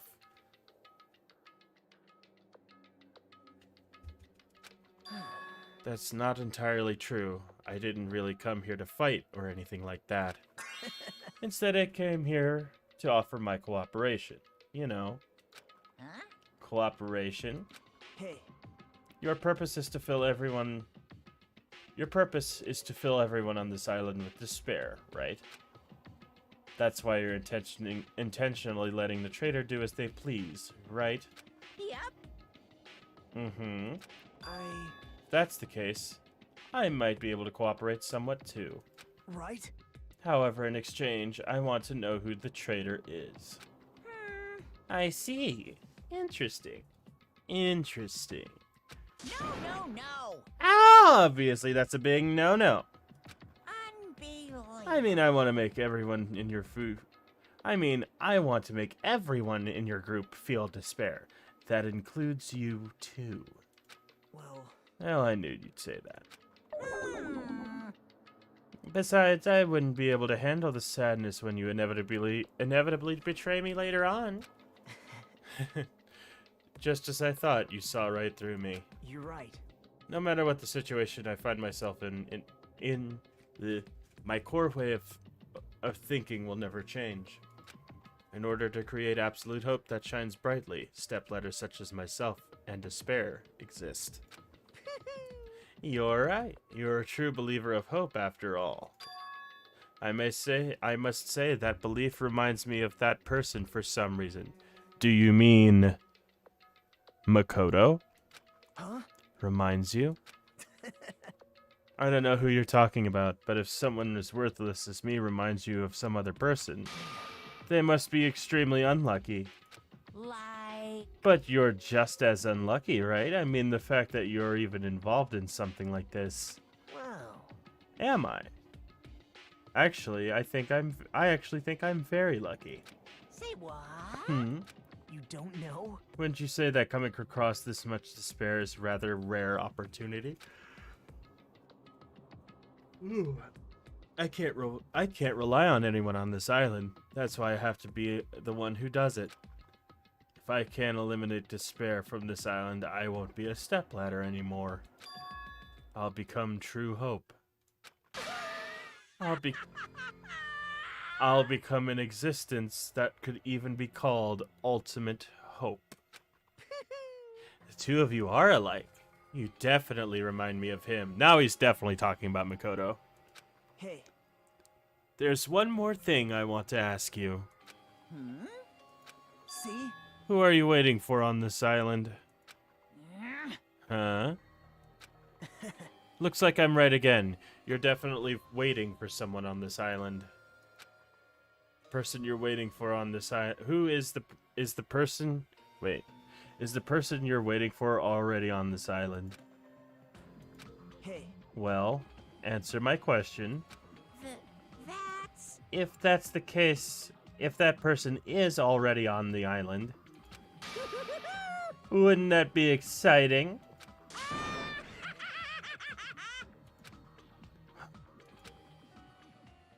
Oh.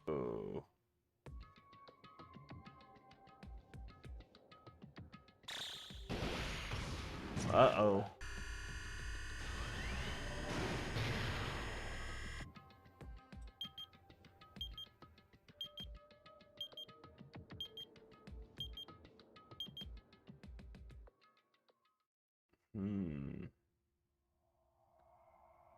Do ultimate robot stream. Okay, well, that's the chapter end.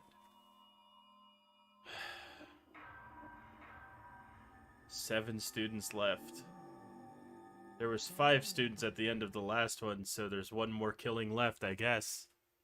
But that'll, as the screen says, it'll be continued.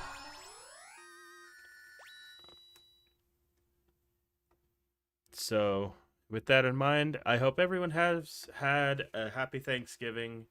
Again, I will leave the link in the description to the Brother Wolf website for Sir Toasted Marshmallow, the pit bull. Please, somebody out there, I hope you find it in your heart to adopt him. If you are looking to adopt a dog, please do so from animal shelters. And, you know, if you can't adopt him, please donate to Brother Wolf and other animal shelters out there. And please, please spread the word. It would mean so much for me on Thanksgiving. Even though I'm not being paid to push this message, I just really love animals, and I think pets need a loving home. So, with that in mind, thank you everybody so much for watching. This is what I meant to say, and I will see you all next time.